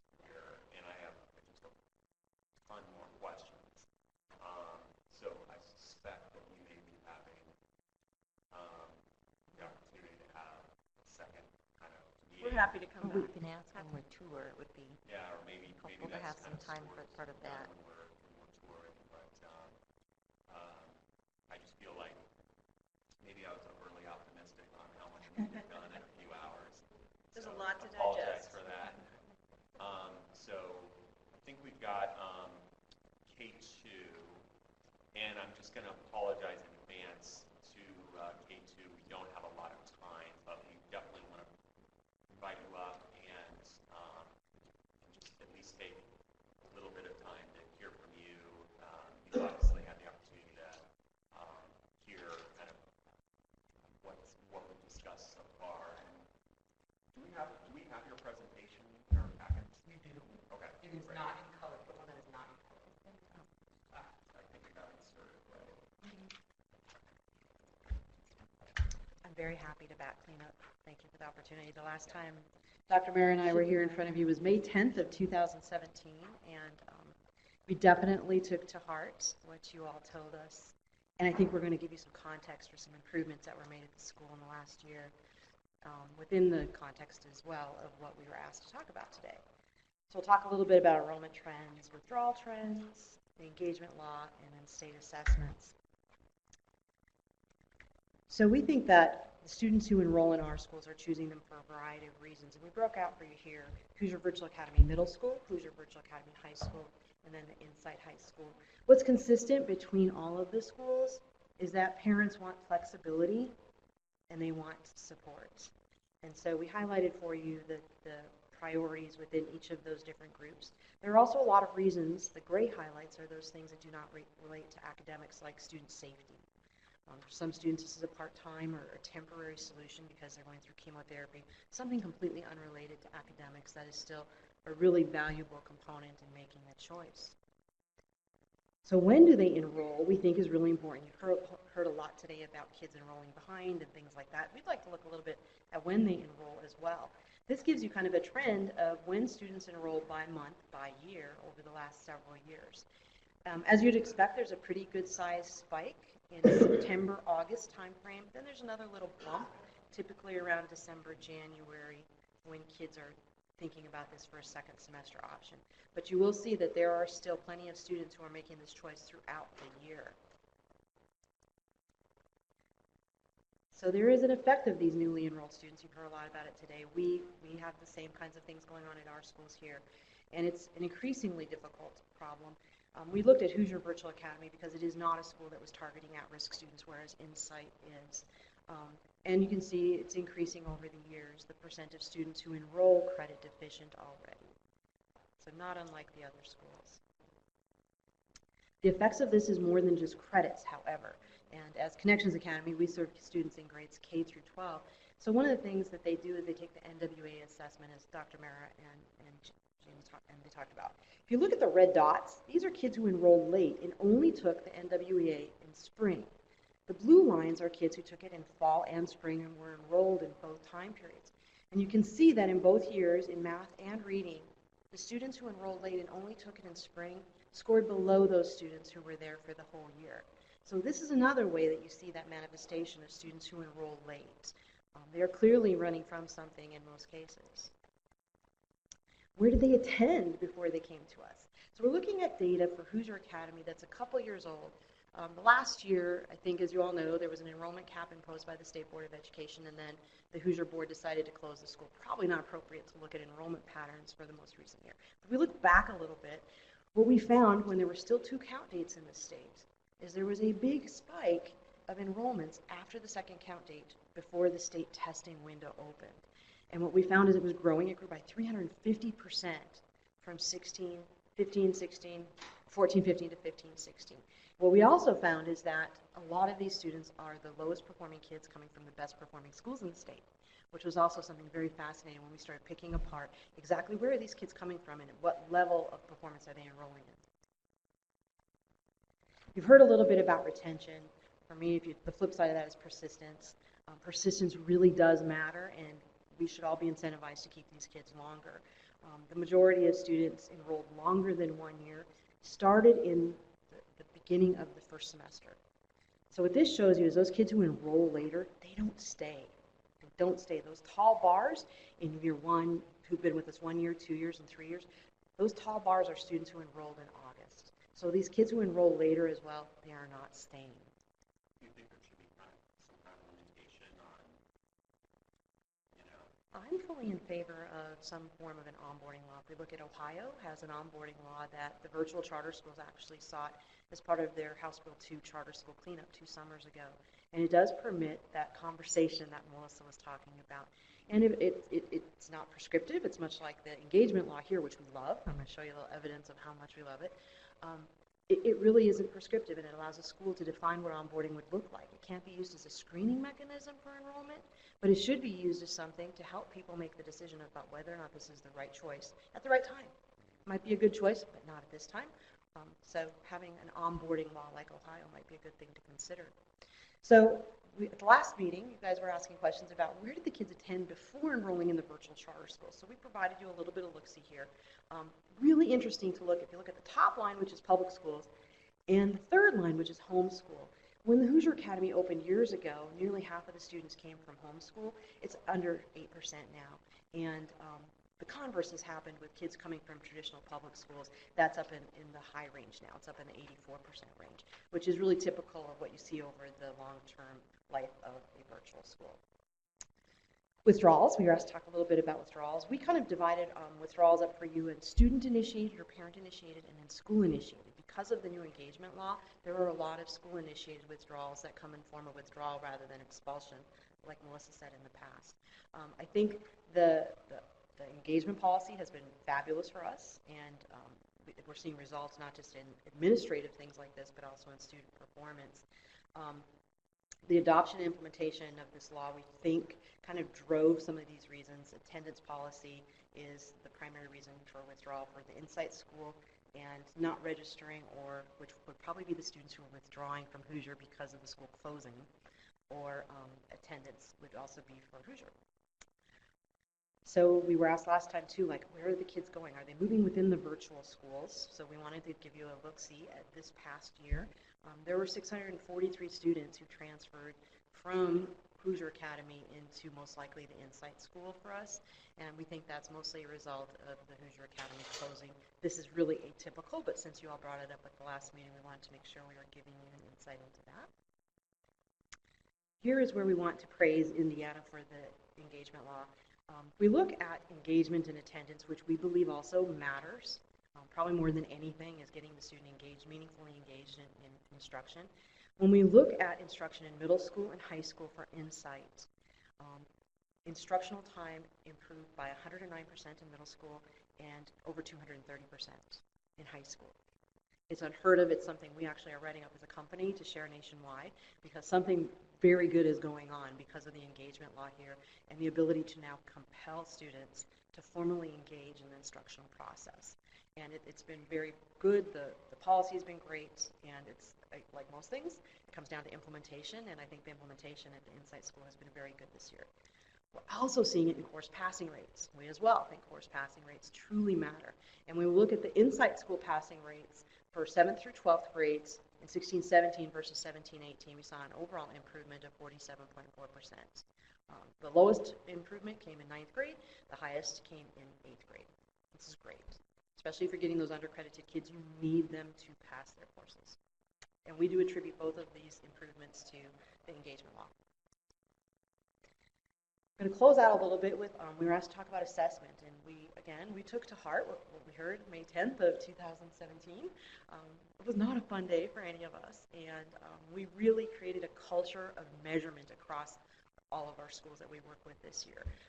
We had 20 to 24, depending on the test administration, 20 to 24 testing sites throughout the state. Our goal is to have them in proximity. We map all the kiddos, and we don't want them to travel more than about 30 minutes to take a state test. And so it results in having a lot of testing centers, and it is a logistical orchestra to pull this off. It really is. 99% of the students completed assessments for Insight, up from the 80-ish%. Huge improvement. 97% for Hoosier Virtual, up again from the 80-ish%, which we're really proud of. But it's not just about the state assessments. They have to have assessment throughout the school year. And again, that's part of that culture of measurement. So the school really implemented interim assessments in a big way, as well as preparation. So 80% of the students participated in the school-based interims 3 times during the year, a fall, a winter, and a spring administration. And then they really worked on getting students into the Ascend and Mind Play programs for test prep and remediation with a goal of 1.5 hours per week per kiddo in each area. And they hit the 1.5, and in fact, Ascend gave Hoosier Academies and Insight Academies an award from their company for the high levels of engagement they had. So very pleased with, truly changing the culture of the school in the last year, and look forward to hearing the results. Very happy to answer questions, and always happy to come back and talk more policy. There is a state in Iowa has something in their law about graduation rate. You heard about measuring progress toward graduation. We are big advocates of that as well. We think every year should matter, not just that 12th grade year where they end their 4th year.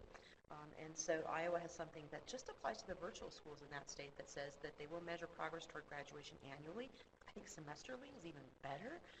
I want to be held accountable for every semester I have every kiddo, and every semester should matter. And so we're very much in favor of that, and we think there's some flexibility within ESSA for states to go above and beyond. You still have to do the 4-year cohort, but you could do something above and beyond, and we would love to be part of doing something above and beyond on graduation rate. That definitely makes a lot of sense, I think. Yeah. So we'll have to look into that a little bit.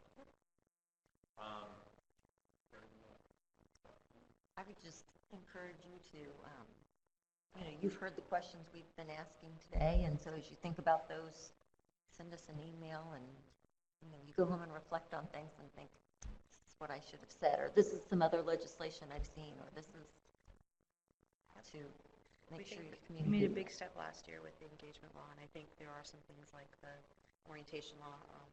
We haven't talked a lot about mobility today, but in Ohio they also have a mobility report card. If a school has more than 25% mobility, they get a separate report card that's called a mobility report card that captures students who've been in the school for 2 years or more. So if we believe that persistence matters, I think we'd be willing to be measured differently and put some weight on those kids who've been with us longer, hold us more accountable for those kids the longer they're with us. So I think there are some things and some examples from a few other states, and we'd be very happy to help with that. Well, I know speaking for myself, as I mentioned, I feel like I'm just scratching the surface, and I've been here for 5 hours, but we'll have to save that for our next meeting. But very much appreciate your time, and appreciate the time of everyone who joined us here today, and are helping to inform this process. The time spent creating the data and the charts. Yeah, it's really fantastic data. Thank the staff for their work on this. And again, the committee is planning to have fairly regular meetings throughout this month and next month. So I know there was a time lag between this meeting and our last meeting. There was a 4th of July holiday, et cetera, between there. But we're planning almost weekly meetings going forward. So there will be more opportunity to have these kind of discussions, and we have a whole lot more questions and discussion that we want to have. So I don't know if you have anything you want to comment, Gary. No, I think I agree with everything you Yeah, said. so, speaking for myself,